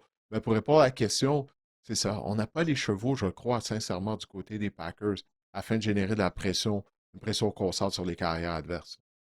On s'attend peut-être à une bonne saison de Adrian Cooper, là, notre choix, un choix de 2024, qui a seulement Oui, 0,5 sacs, là, un secondaire. Ça pourrait venir peut-être de là une augmentation de la production, mais quand même. Et Devante Wyatt, on n'en a pas parlé, signé un gros contrat durant l'entre-saison. C'est un gars qui est oui. là pour stopper le jeu au sol. On a vu l'année dernière, là, lorsqu'il a manqué des matchs, lui aussi, en fin de saison, on était devenu une passoire littéralement en défense là, du côté des Packers. Ben oui, c'est ça. Tout à l'heure, tu mentionnais bon, les statistiques de l'unité défensive de Green Bay une fois que Michael Parsons s'est blessé.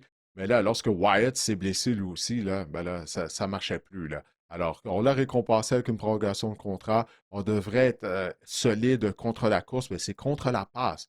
C'est bien ça là, que j'ai hâte de voir du côté de la défense des Packers de Green Bay.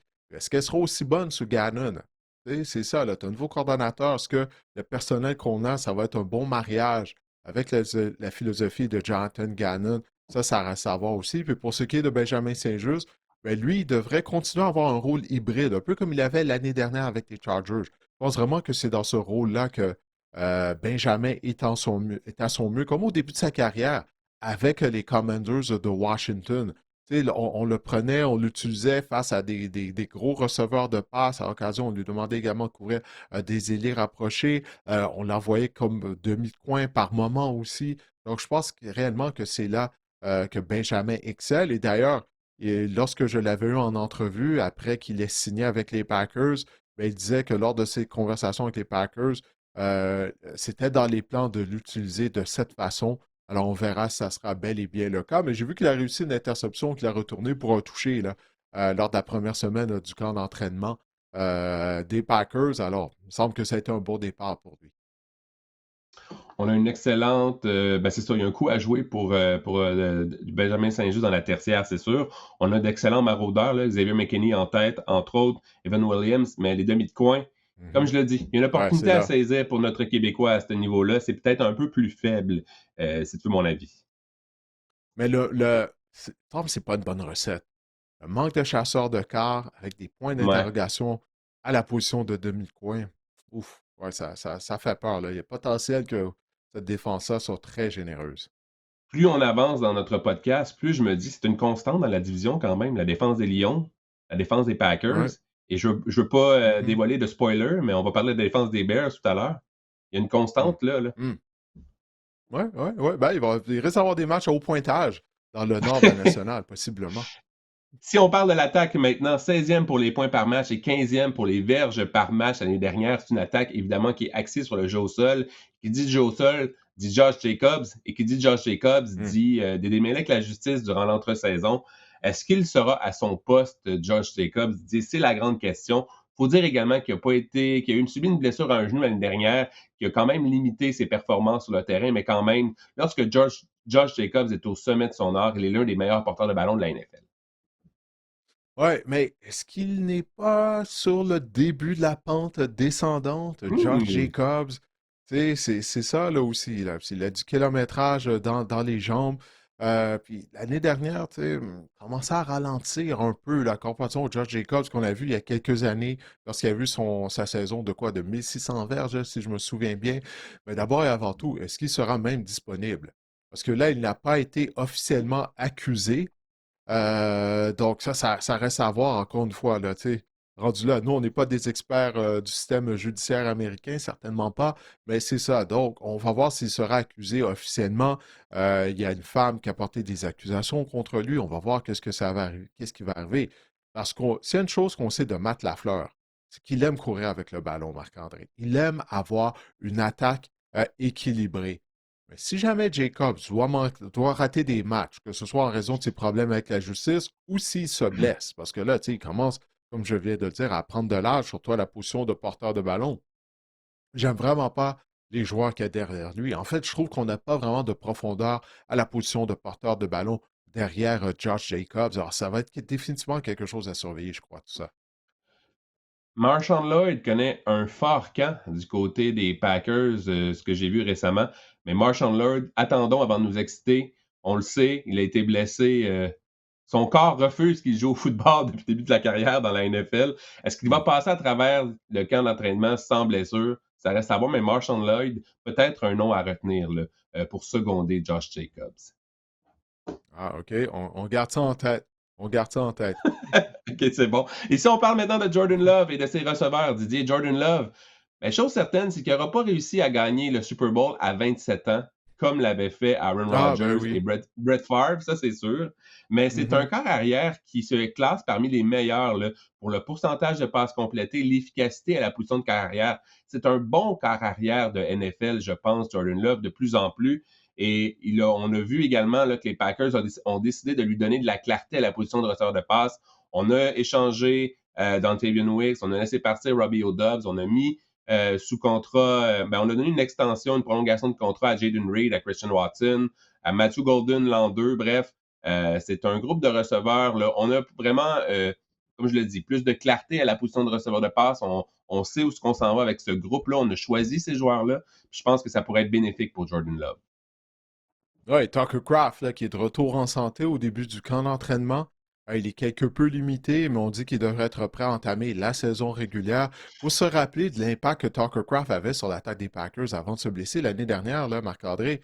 S'il avait joué toute la saison, peut-être là, qu'il aurait rivalisé en termes de statistiques avec Trey McBride, où on en aurait parlé comme un des meilleurs ailiers rapprochés de toute la NFL. Mais pour ce qui est de Jordan Love, écoute, il y a tout le temps des matchs ici et là qui me laissent sur mon appétit, mais dans l'ensemble, je pense que tu as bien résumé le tout. C'est un carrière qui est solide. Le match éliminatoire contre les Bears de Chicago, les receveurs des Packers ont échappé des passes.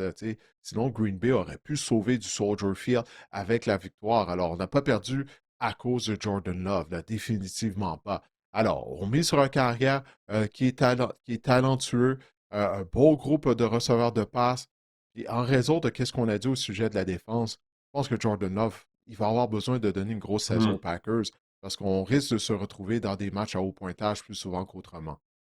Tu as parlé de Tucker Craft, là, il se remet d'une opération à un genou. Il a mentionné, là, quand on lui a demandé comment Mhm. que son genou allait, pour citer Bob dans les Boys, son genou a jamais si bien été qu'il l'a mentionné. Il était exceptionnel.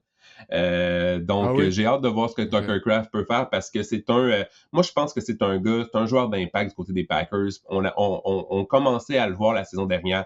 Je pense que ça pourrait enfin se poursuivre cette année. Si on parle rapidement de la ligne Ouais, à puis l'attaque, Didi. Oui, vas-y. ouais, ben, je vais juste ajouter, ça va être la deuxième saison de Matthew Golden. Et puis souviens-toi, il y a Ouais. des matchs où il n'était pas ciblé du tout, malgré le fait que c'était le premier receveur de passe qu'on sélectionnait en première ronde du repêchage en plus de 20 ans. On ne l'a pas beaucoup utilisé. Là, comme tu l'as dit, il y a plus de clarté là, à la position de receveur de passe, avec le départ de Romeo Dobbs notamment. Alors, moi, j'ai hâte de voir ça la deuxième année de Matthew Golden. Puis il y a Jaden Reed qui a raté une bonne portion de la saison. Là, puis Jaden Reed, c'est un bon joueur. On l'utilise au sol aussi, sur des jet sweeps notamment. Donc là, il y a des armes là, à la disposition de Jordan Love. Puis je n'ai même pas mentionné le nom de Christian Watson. Mais Matthew Golden, moi, c'est ça que j'ai hâte de voir. À sa deuxième année, là, est-ce qu'il va être plus ciblé? Est-ce qu'il pourra devenir un joueur productif? Matthew Golden, d'ailleurs, c'en est un autre qui connaît un excellent camp. On dit qu'il est utilisé à la position de receveur X. Selon les échos qu'on entend de Green Bay, il connaît un excellent camp. Donc, c'est un joueur à surveiller. Je ne vous en parlerai pas au segment fantasy, mais c'est un gars à avoir à l'œil, assurément. Un receveur repêché en première ronde, des fois, là, on peut. Souvent, c'est l'an 2, voire l'an 3 qu'on peut voir la grande éclosion. Ça reste à voir. Et si je voulais peut-être un mot sur la ligne à l'attaque, elle est quand même bonne, celle des Packers Oui. de Green Bay. Il va y avoir un changement majeur. C'est Jordan Morgan qui va passer qui va devenir le bloqueur à gauche, en fait. C'est un joueur de première ronde en 2024. Et évidemment, là, on a vraiment une ligne à l'attaque quand même avec de bons éléments. Zach Bako Bewele, je vais juste mentionner que c'est Zach Toms qui a changé son nom Oui. légalement pour honorer là, ses parents qui sont originaires du Nigeria. Donc, on a quelques bons éléments là, sur la ligne à l'attaque du côté des Packers. Oui, c'est une ligne d'attaque qui nous a démontré qu'il peut donner une bonne protection à Jordan Love et créer des brèches pour le jeu au sol, là. Comme je le disais tout à l'heure, Matt Lafleur aime courir avec le ballon. Encore une fois, c'est majoritairement la même attaque partant que l'année dernière là, qui est de retour du côté de Green Bay. Ça, c'est une bonne nouvelle, surtout qu'en défense, il y a des changements, on vient d'en parler, pas juste au niveau du personnel, mais un nouveau coordonnateur.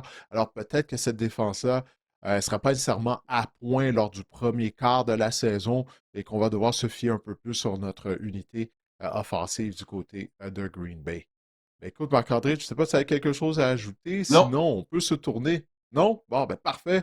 On peut se Hmm. tourner sur le over-under, OK, des Packers de Green Bay. Alors, pour Green Bay, ben, le over-under est de 9 victoires et demi. Alors, plus ou moins 9 victoires et demi. Marc-André, vas-y en premier pour les Packers. En passant, les Packers n'ont pas terminé au premier rang de la division nord de la NFC depuis 2021, mine de rien. Moi, j'ai mis plus, mais pas beaucoup plus. Vous allez voir plus tard. Hmm. Je pense qu'on a perdu quand même, tu l'as mentionné un peu plus tôt, pardon. On a perdu beaucoup du côté des marchés, du marché des joueurs autonomes, du côté des Packers. Et je pense que justement, cette défense-là, si on a des blessés en début de saison, elle pourrait souffrir parce que je trouve qu'on a moins de profondeur maintenant en défense, Mhm. encore moins de profondeur que l'année dernière. Donc, ça pourrait être un enjeu du côté des Packers. Je pense qu'on a une bonne attaque. On a des bons cerveaux aussi pour diriger les attaques, la défense également. J'aime Jonathan Gannon comme coordinateur défensif. J'ai hâte de voir ce qu'il va pouvoir faire avec cette unité-là. Mais ouais, c'est ça. Je trouve que le manque de profondeur là, pourrait être un enjeu, voire pourrait venir être une épine là, dans le soulier des Packers en cours de saison si ça tourne au vinaigre. Ouais, je vais aller pour plus. Plus que 9 victoires et demi. Je vais faire confiance à l'attaque des Packers.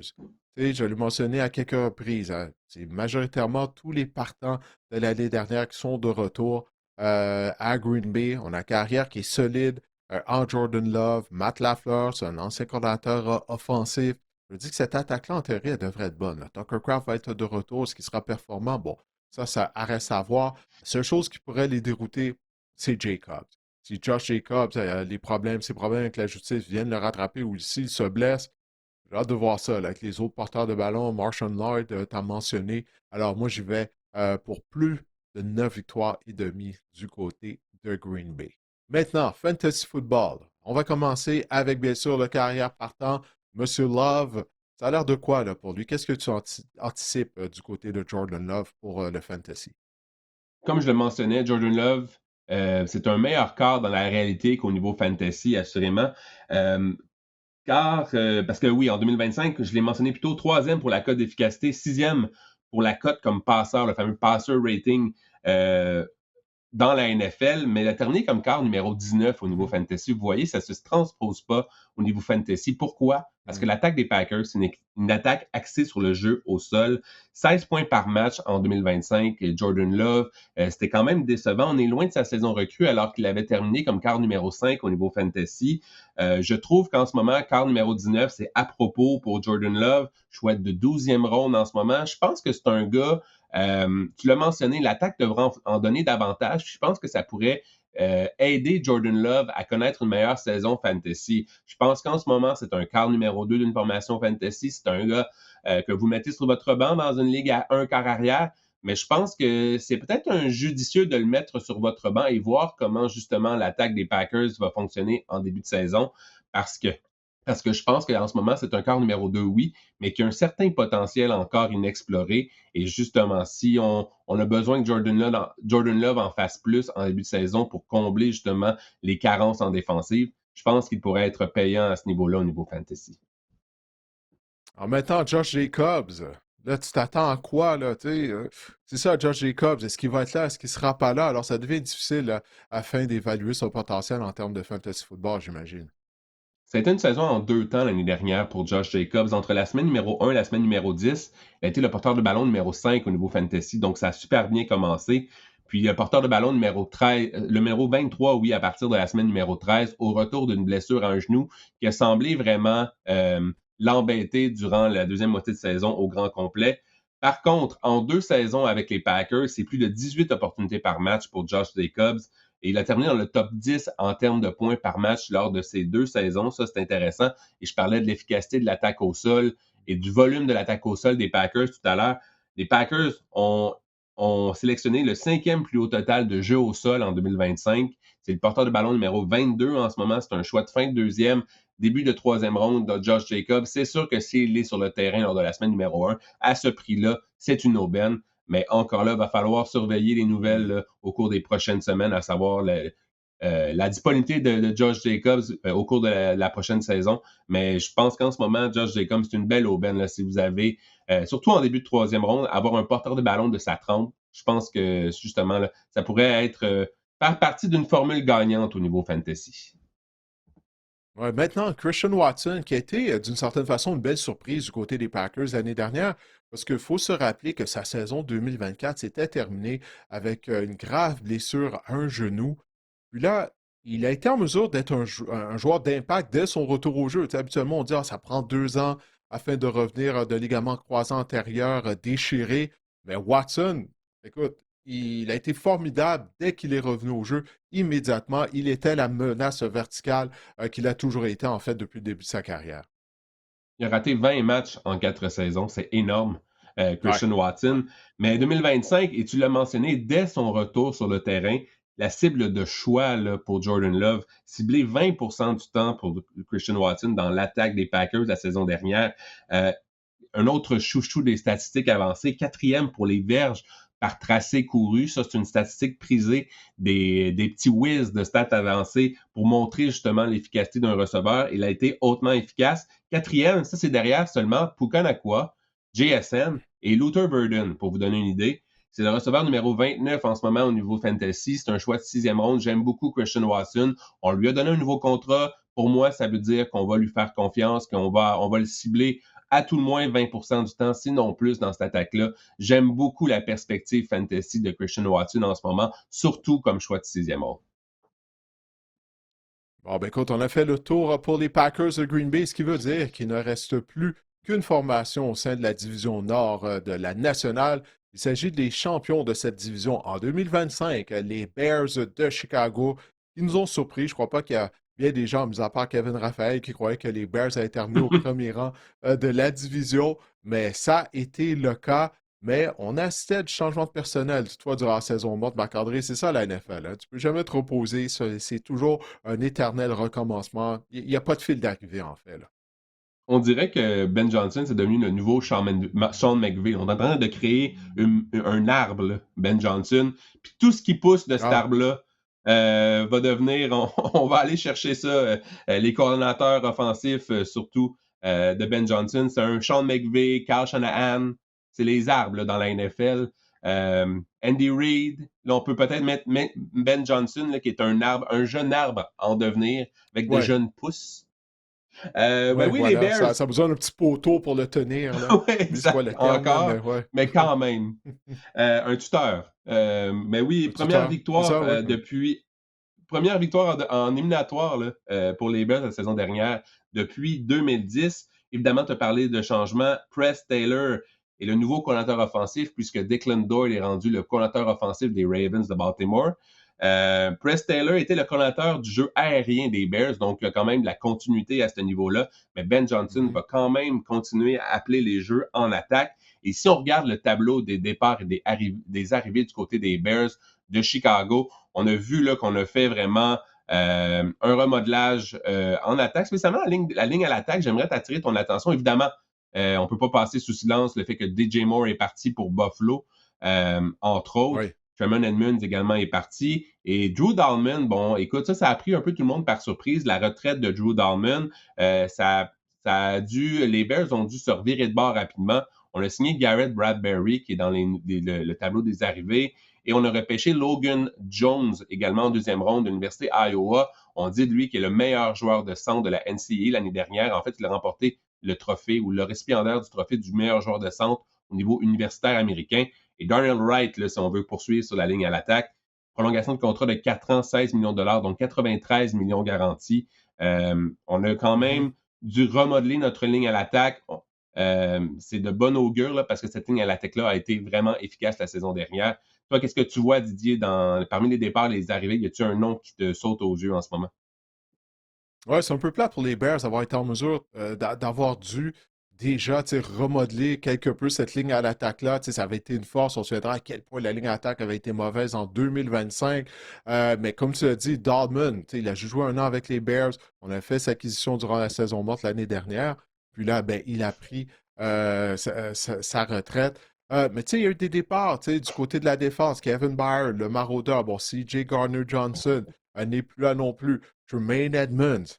Cette défense-là, là, qui n'était pas très bonne l'année dernière, pour être poli, là, elle a perdu des morceaux. L'arrivée de Devon Bush, bon, c'est à fait de remplacer la perte de Tremaine Edmonds. Du côté de l'organisation des Bears, on trouve qu'Edmonds n'a vraiment pas connu une bonne saison l'année dernière. C'est pour ça qu'on n'était pas malheureux de le voir partir. Mais c'est ça. Mais il y a Kobe Bryant qui s'est joint à eux, hein, ancien des Seahawks de Seattle, remporté le Super Bowl de l'année dernière. Mais là, il va être absent pour une période de 8 à 10 semaines. Il s'est blessé. Donc, lors du camp d'entraînement, il va rater le début de la saison. Alors, c'est ça. On va en parler plus tard, là, mais la défense des Bears, là, ouf, je pense que ça pourrait être difficile défensivement. Commençons par l'attaque, si tu le veux bien, Didier. 9e pour les points par match l'année dernière, 6e pour les verges par match. Donc, elle fonctionnait à plein régime. Et on a reçu beaucoup de questions, en fait, deux sur Caleb Williams. C'est Ouais. le grand sujet de discussion. D'abord, David Plante sur Facebook nous demande, salut, est-ce que selon vous, Caleb Williams est le meilleur quart de la division ou même de la NFC? Ben, dans la NFC, à moins que je me trompe, il y a toujours le joueur par excellence de la dernière saison qui est là. Je parle de Matthew Stafford. Ah oui. Alors déjà là, c'est non pour cette portion-là de la réponse. Et pour ce qui est de la division, est-ce qu'il est le meilleur? Est-ce qu'il est meilleur que Jordan Love? Est-ce qu'il est meilleur que Jared Goff? Là est la question. Pour l'instant, je veux dire que non, qu'il ne l'est pas. Parce qu'il y a encore un manque de constance dans le jeu de Caleb Williams. Toutefois, l'année dernière, ça a vraiment été une grande amélioration là, de sa part, la Marc-André, sous Ben Johnson. Puis je parle tout d'abord des choses de base. Parce que je ne sais pas si tu te souviens, mais en 2024, c'était ridicule le nombre de fois que les Bears étaient pénalisés pour avoir retardé le match. Parce que Caleb Williams, ça prenait du temps pour qu'il transmette le jeu aux joueurs. Je ne sais pas si c'est à cause du sectionneur de jeu à l'époque, mais d'abord, là, ça part de là. Puis là, ça, on a vu là, que ça arrivait beaucoup moins fréquemment l'année dernière. Également, il y a une amélioration au sein des jeux à l'intérieur de la structure d'attaque. Parce qu'en 2024, souviens-toi, les gros jeux de Caleb Williams, c'était les jeux improvisés. Puis à part de ça, de la pochette, ben, il n'y avait pas énormément de production de sa part. Puis si tu es un des meilleurs carrières de la NFL, ben, tu ne peux pas juste se fier sur les jeux improvisés. Une attaque ne peut pas être constante avec des jeux aléatoires d'une certaine façon. Alors, le carrière doit être productif de la pochette, puis ça, on l'a vu de sa part, encore une fois, sous Ben Johnson. Il y a une belle amélioration de sa part à ce niveau-là. Mais toutefois, trop souvent, il rate inexplicablement des passes quand les receveurs sont libres. Encore une fois, on a vu ça lors de son année recrue. L'année dernière, c'était toujours là. Quand il rate le receveur qui est libre, qui s'est démarqué, ça ne peut pas arriver aussi fréquemment que ça se passe dans le cas de Caleb Williams. Mais, après avoir dit tout ça, il a démontré qu'il avait le gène clutch. OK?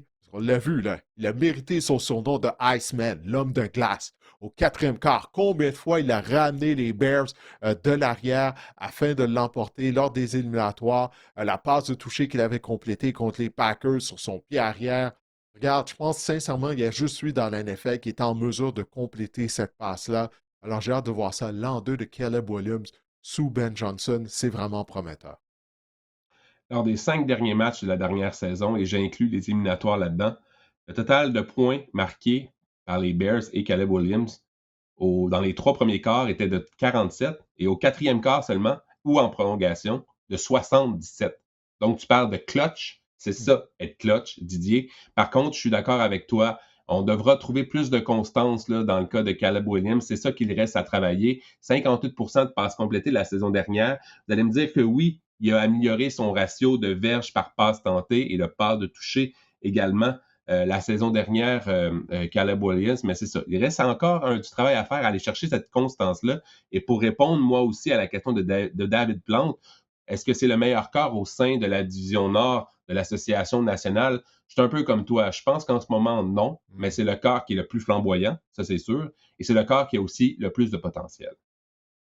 Oui, non, je suis bien d'accord avec toi. C'est lui qui est le plus talentueux. Maintenant, est-ce qu'il peut mettre tout ça ensemble, là, puis jouer avec constance? Il demeure jeune carrière, seulement 2 années Mm. d'expérience dans la NFL derrière la cravate. Alors, c'est pour ça que c'est excitant là, de voir qu'est-ce qu'il va pouvoir faire cette année-là. En plus de ça, ça va être sa 2e année dans le système de Ben Johnson. Il ne faut pas oublier que tout ça était nouveau pour lui, là.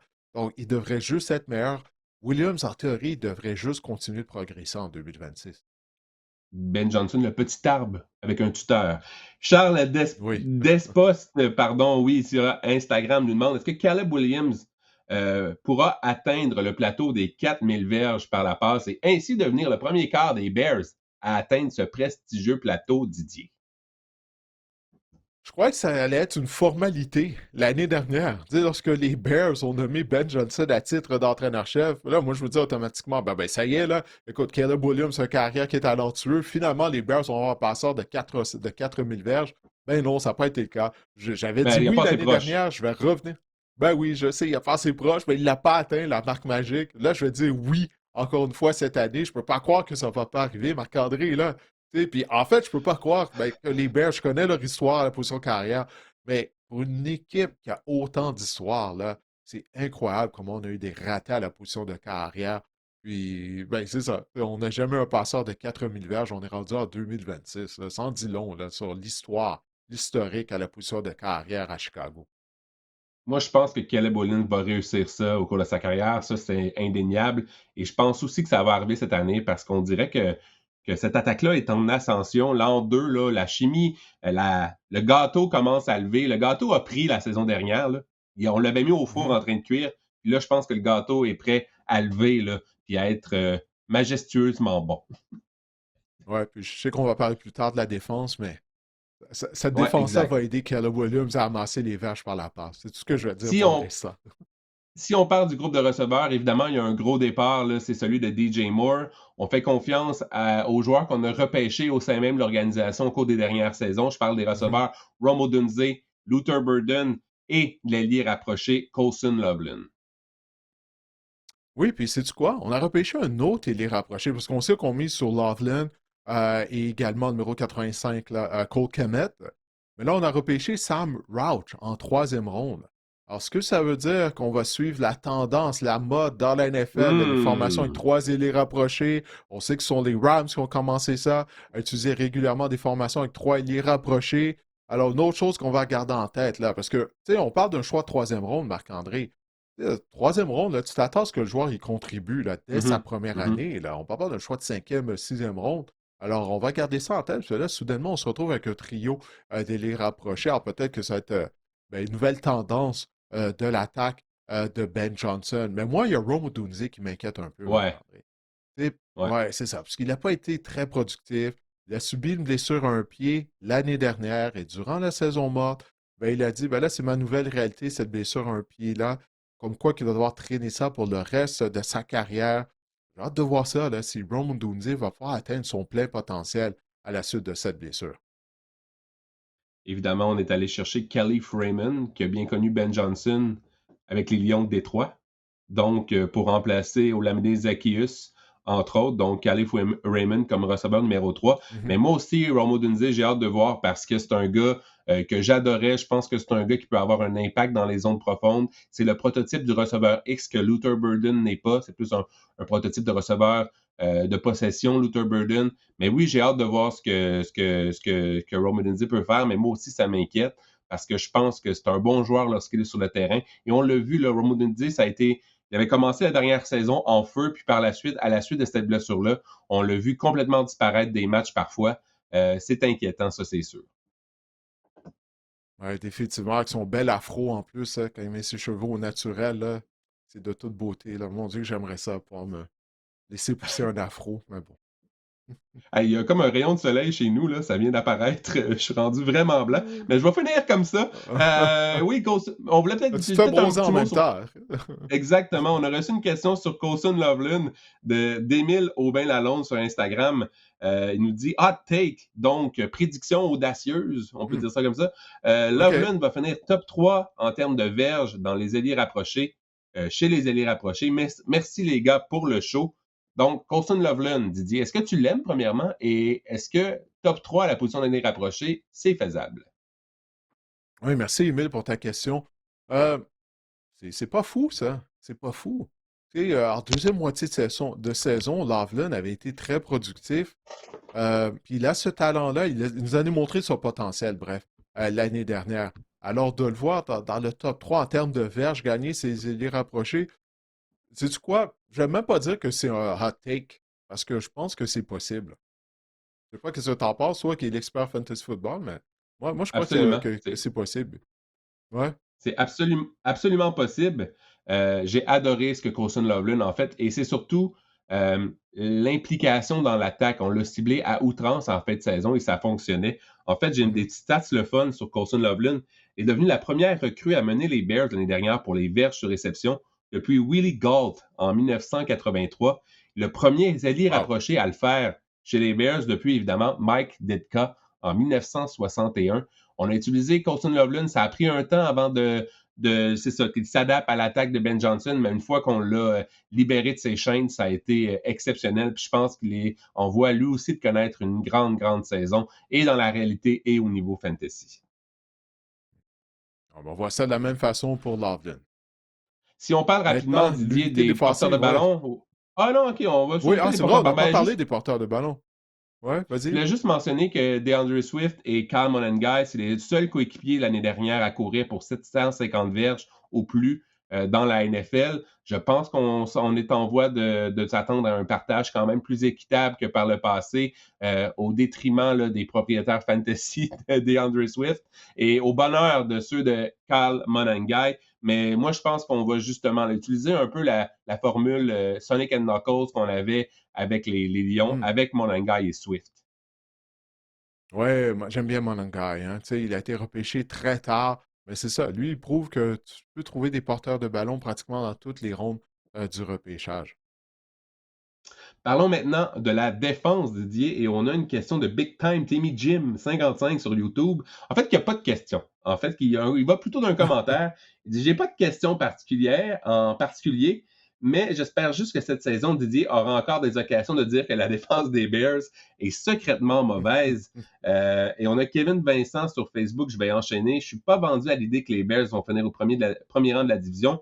Je ne crois pas à leur ligne défensive, surtout pour mettre de la pression. Les Lions en tête, Didier. Alors, cette défense Hmm, des Bears est-elle améliorée ou encore secrètement mauvaise, ou elle est mauvaise et elle est dévoilée au grand jour, là? hmm. Je pense que ça va peut-être être la dernière option que tu viens de mentionner, Marc-André. Parce que l'année dernière, pourquoi je disais qu'elle était secrètement mauvaise, c'est qu'elle provoquait des revirements. On a terminé parmi les unités défensives qui provoquaient le plus de revirements en 2025. Toutefois, la défense accordait une tonne de verges. OK? En situation de troisième essai, elle n'était pas capable, l'unité défensive, de quitter le terrain si elle ne provoquait pas de revirement. Ça, c'est venu au grand jour une fois rendu en éliminatoire, puis notamment le match, même avant ça, le match, c'est où? C'est à Cincinnati, le match de fou qu'il y avait eu, où Camelot avait marqué un toucher spectaculaire. Bon, là, on a vu que, mon Dieu, les Bears ne sont pas capables d'arrêter personne ou presque. Puis là, on en a parlé tout à l'heure, avec les départs qu'il y a eu du côté de l'unité défensive, mais surtout la blessure à Kobe Bryant. Parce que là, on avait sur papier un bon duo, c'est de maraudeurs. Avec Kobe Bryant, un jeune vétéran qui venait tout juste de gagner le Super Bowl, et Tinnerman, qu'on a repêché. Dylan Tinnerman, qui est un joueur explosif, il est rapide, ce produit de l'Université Oregon, il a épaté la galerie, notamment lors du combine, lors du camp d'évaluation de la NFL. Mais il n'est pas juste un bon athlète. C'est tout un joueur de football. Il était utilisé à toutes les sauts du côté de la défense des Ducks dans les rangs universitaires. J'ai hâte de voir comment on va le déployer du côté des Bears de Chicago. Mais toutefois, un des problèmes des Bears l'année dernière, Marc-André, c'est qu'on, à mis à part Montez Sweat, on n'avait pas d'autres chasseurs de corps. Puis on n'a pas réglé ce problème-là durant la saison morte. Que ce soit avec le repêchage, via le marché des joueurs autonomes. Là, c'est la raison pour laquelle on va miser possiblement sur un choix de cinquième ronde en 2024, Austin Booker, pour être l'autre chasseur de quart. Alors ça, c'est vraiment un problème du côté de l'unité défensive des Bears de Chicago, jumelé déjà aux blessés qu'on a, ça augure pas bien. Je vois pas comment cette défense-là, elle est améliorée comparativement à l'unité défensive de 2025 qui, elle, avait été capable de provoquer des revirements. Il n'y a rien qui garantit qu'une défense peut provoquer autant de revirements lors de saisons consécutives. Alors, la défense des Bears, moi, elle m'inquiète énormément. Peut-être que j'ai tort, on est juste au mois d'août, on verra. Si j'ai tort, ben, j'ai jamais peur d'admettre que j'ai tort, mais pour moi, elle m'inquiète. En tout cas, cette défense-là m'inquiète. Je ne sais pas ce que toi t'en penses. La défense des Bears m'inquiète officiellement déjà, même si on n'a pas pris part à même un match préparatoire. T'as presque tout dit, je vois ça du même œil, mais moi j'ai les chiffres pour appuyer ce que tu viens de dire, Didier. La défense Vas-y. a mené la NFL pour les revirements avec 33 la saison dernière, les interceptions d'ailleurs avec 23, mais 29e pour les verges totales allouées et 22e pour les sacs. En fait, la défense des Bears, c'était le troisième pire ratio pour la pression sur les quarts arrière, comme tu viens de mentionner. C'est ça qui cloche du côté des Bears. Il t'a parlé de Montez Sweat. En fait, Didier, les Bears, en termes de pression. Ils ont un joueur dans le top 64 pour les pressions Wow. sur le quart arrière en 2025, et c'est Hmm. Montez Sweat qui est classé seulement 23e. Donc, c'est un problème du côté des Bears, puis on n'a pas réglé la situation. Je trouve ça quand même inquiétant, moi aussi. On fonde beaucoup d'espoir, justement, comme tu l'as mentionné, sur Austin Booker pour éclore. Également, on fonde des espoirs sur des gars comme Grady Jarrett pour qu'ils rebondissent après une saison Ouais. hautement décevante. Moi Ben, aussi, c'est je ça, suis un peu Grady comme Jarrett est toi. rendu à quel âge, là? Tu sais, Euh, c'est ça, Grady Écoute, Jarrett. Ses belles années, ça fait longtemps, là. Je me souviens de lui lorsque j'avais assisté au 33 match du ans, Super Bowl. Là, ah, ben, c'est ça, Marc-André. Et Grady tu Jarrett, il était rebondis tout pas à un joueur de 33 ans, je football avec les pense. Falcons. Non, non, non, non. Tu T'as bondis. moins de spring, t'as moins de spring dans les Oui, jambes pour rebondir. Je te dirais, t'as moins de ressort, c'est ça le mot que je cherchais en ouais, français. exact. Non, mais ça, Grady Jarrett était un pilier de la défense des Falcons lors du fameux écroulement d'Atlanta au Super Bowl contre les Patriots de la Nouvelle-Angleterre. Là. Ça va faire longtemps, ça va faire 10 ans là, ou presque de ça. Donc, c'est ça. Il est rendu à 33 ans. Pas de fier sur Grady Jarrett à ce stade de sa carrière pour appliquer de la pression constante sur les carrières adverses. Donc, encore une fois, ça va être quelque chose d'autre à surveiller du côté de l'unité défensive des Bears de Chicago, mais j'anticipe pas qu'elle va être bonne. Elle ne sera pas secrètement mauvaise. Elle a le potentiel d'être simplement mauvaise, cette défense, cette année.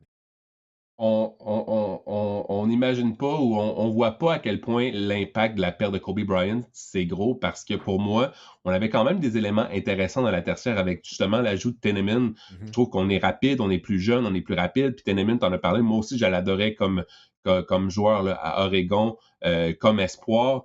Mais c'est ça, Kobe Bryant, ça vient faire mal en maudit. Justement, on pensait justement se dire, on va avoir quand même des éléments importants dans la tertiaire pour justement essayer de contrer ça. Mais si on n'a aucune pression sur les quarts adverses, la tertiaire là, va être malmenée, va passer un mauvais quart d'heure plus souvent qu'à son tour en cours de saison, je pense.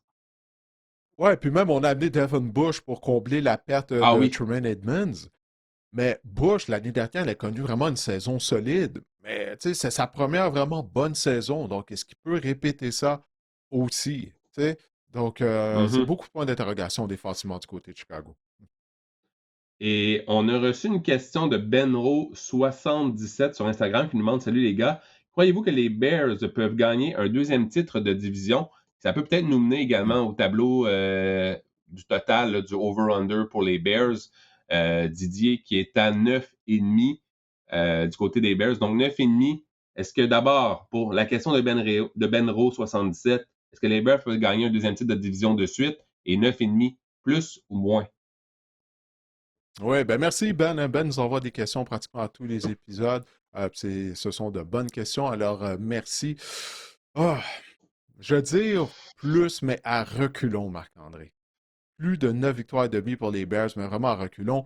2005-2006, c'est la dernière fois que les Bears ont remporté leur division de manière consécutive. Alors, ça fait 20 ans de ça, hein, exactement. Alors, on va voir si les Bears peuvent répéter l'histoire en terminant au premier rang de la division.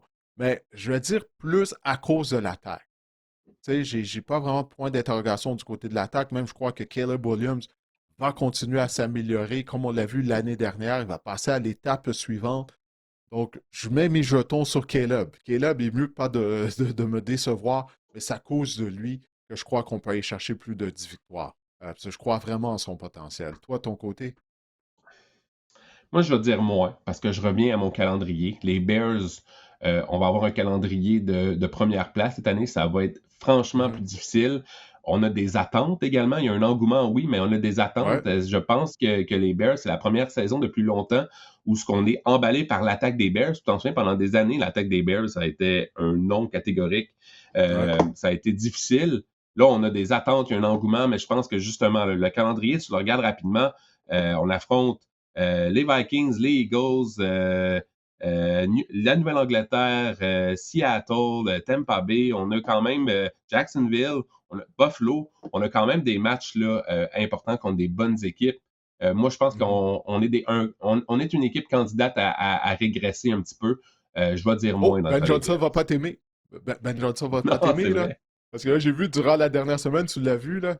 Il a parlé de ça là, lors de ses points de presse, comme c'est quoi que les médias disaient que les Bears étaient l'équipe candidate numéro un à régresser cette année. Donc, il ne veut pas entendre ça. Là. Il ne veut pas entendre ça, mais regarde, moi j'ai choisi plus de 9 victoires et demie, mais je ne suis pas vraiment à l'aise à cause de la défense. C'est vraiment à cause de la défense. Maintenant, en termes de fantasy football, on va commencer avec Caleb Williams. Alors, est-ce que tu crois en Caleb? Est-ce que tu crois qu'il va continuer de s'améliorer? Mais surtout, là, est-ce qu'il va être un carrière productif en 2026 en termes de fantasy football? Lui qui est une double menace, il faut le mentionner. L'attaque des Bears, premièrement, c'est une attaque en ascension. C'est une attaque, on aimerait avoir des parts au niveau fantasy.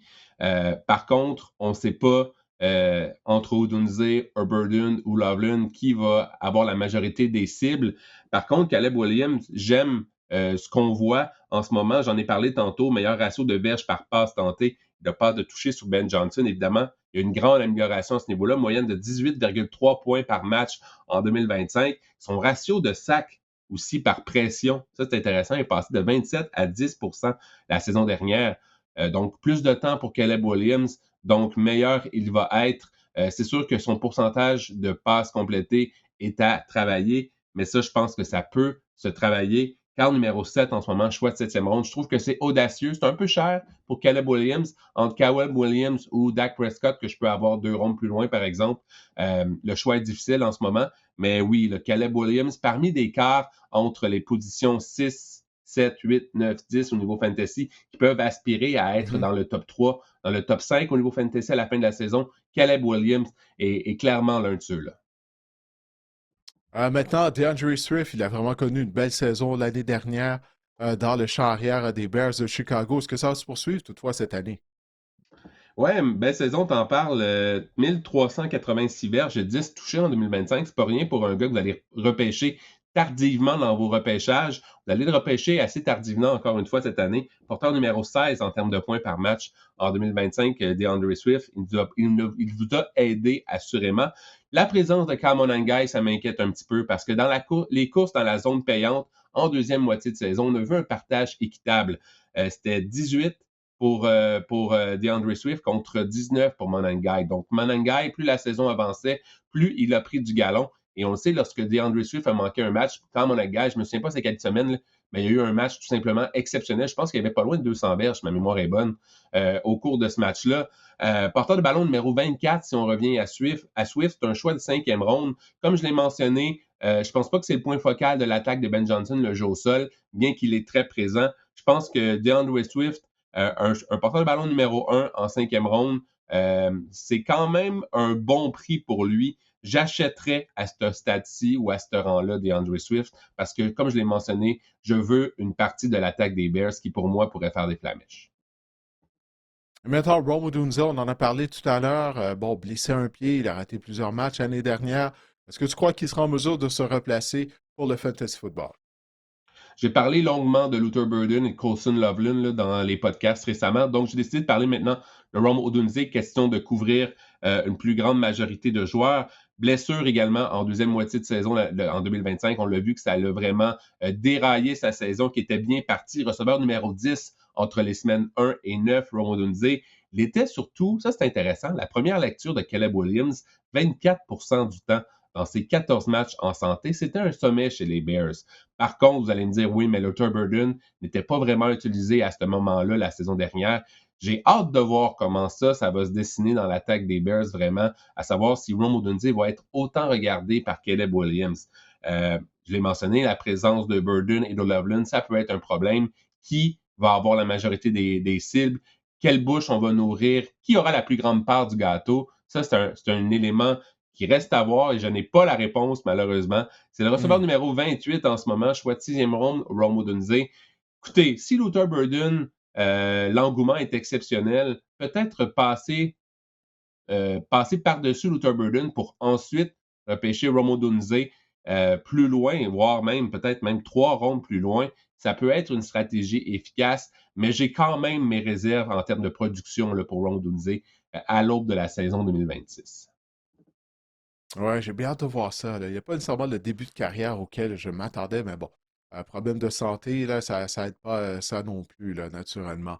Bon, ben écoute, Marc-André, on n'a pas, j'allais dire on a fait le tour. Non, c'est pas vrai, on n'a pas encore fait le tour, mais ça conclut, en tout cas, pour le volet fantasy des Bears de Chicago. On a reçu une question avant de Eh dévoiler oui. nos prédictions, nos tableaux prédictions. Ben oui, Jason Bryan Jean-Baptiste via Instagram. Pourriez-vous faire un classement des entraîneurs-chefs de cette division? Oh, bonne question. Merci, Jason, pour ta question. Puis c'en est une bonne, ça, quand même. Parce que lorsqu'on regarde ça, Marc-André, là, du côté de la section nord, la NFC, tu sais, Dan Campbell, Kevin O'Connell, Matt Lafleur, Ben Johnson, il n'y a pas de maillon faible vraiment. Là. Je ne sais pas ce que tu en penses, toi, mais tu sais, généralement, il y a tout le temps un nom qui ressort du lot. Tu dis, ouais, celui-là, c'est le moins bon des quatre. Mais là, c'est Ouais. pas vraiment le cas. C'est une question pour se faire pitcher des roches là, dans les commentaires YouTube, ça c'est Ouais. sûr. Ben, Il y a trois entraîneurs offensifs là-dedans, un entraîneur défensif, ça c'est une chose. Écoute, mhm. moi j'aime l'attaque, je vais y aller comme ça. Je te dirais, Ben, je ce te sont dirais tous Ben des entraîneurs Johnson. offensifs. Ben Dan Campbell, c'est plus un entraîneur défensif, Dan non? Non, non, un ancien ailier rapproché, il a appris sous Sean Payton. Non, non, c'est un gars d'attaque. Ah ben oui, Ben, Crime, écoute, puis c'est lui qui ben sélectionnait les jeux l'année oui, c'est passée, ça. ouais, Écoute, je viens d'avoir une lorsqu'il a boule au retiré cerveau, là. les... Ouais, ouais, ouais, non, non, donc c'est ça. Donc, c'est Ben oui, 4 t'as en raison, 4. absolument. Ben oui, ah ouais, ouais, ouais. Hmm. Je sais que la charpente d'un joueur de ligne défensive, mais c'est un ancien Moi, je, ailier rapproché, ouais. moi, j'irais Matt Lafleur, Ben Johnson, parce que c'est juste l'an 2.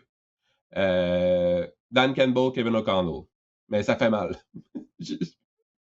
Ça fait mal de le dire, ouais. On est hors dans ce sort-là, ouf. Mon Dieu, je peux même pas me permettre de rire parce que j'essaie de déclasser dans ma tête, puis...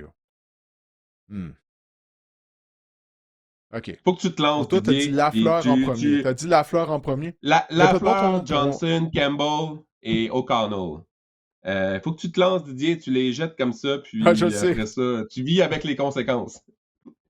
Ouais. Ah, OK. Ben, sais-tu quoi? Je vais y aller avec Campbell en premier.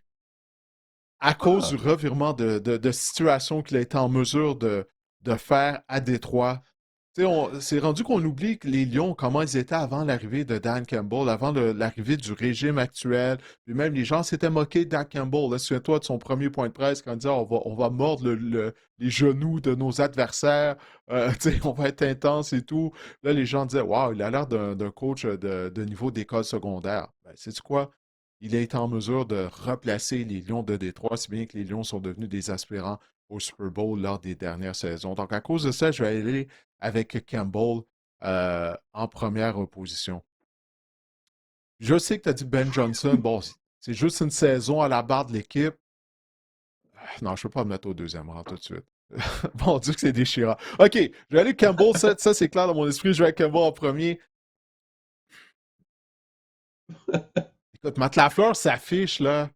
Il participe toujours aux éliminatoires. Excuse-moi, plus de 10 victoires à tous les ans ou à peu près. C'est juste qu'il n'y a pas de victoire en éliminatoire. Là, c'est ça qui manque. Mais c'est quand même mieux que Kevin O'Connell. Donc, Lafleur en deuxième.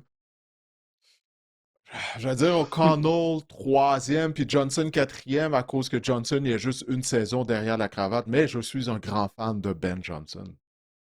Donc, c'est ça. Là, de peine et de misère, j'ai réussi à les classer. Mais écoute, c'est quatre bons entraîneurs-chefs, là, vraiment, qu'on a au sein de cette Les division-là. gens, si vous voulez faire votre classement dans les commentaires YouTube ou Spotify ou sur Facebook, Instagram, Instagram, là, peu importe, ouais. si on peut garder l'extrait ou faire un extrait avec ça, je serais intrigué par voir le classement des gens et les raisons surtout pourquoi.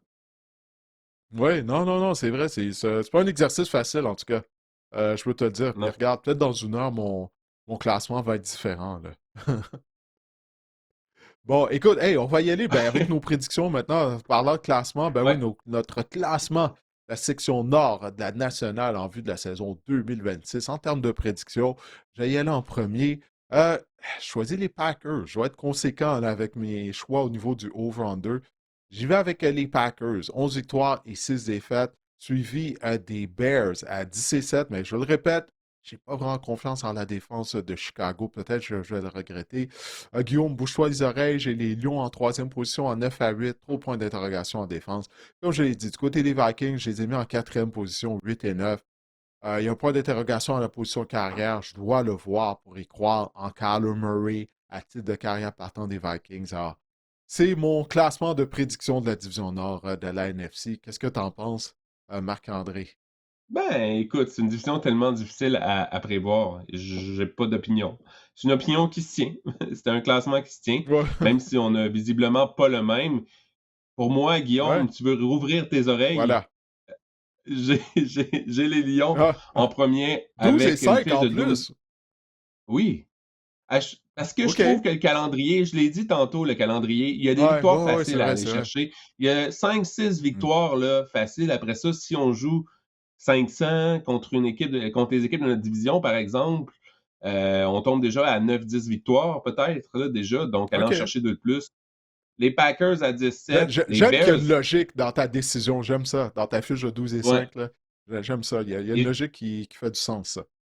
et j'avais mis 13-4, imagine-toi donc, puis j'ai rajouté une défaite dans ma tête Tu après. gardé un peu de Parce que gêne, là, moi puis t'as dit, aussi, ouais, les Packers en deuxième à 17, les Bears de défense m'inquiète à 8-9, et les Vikings, l'attaque m'inquiète un peu à 7 et 10.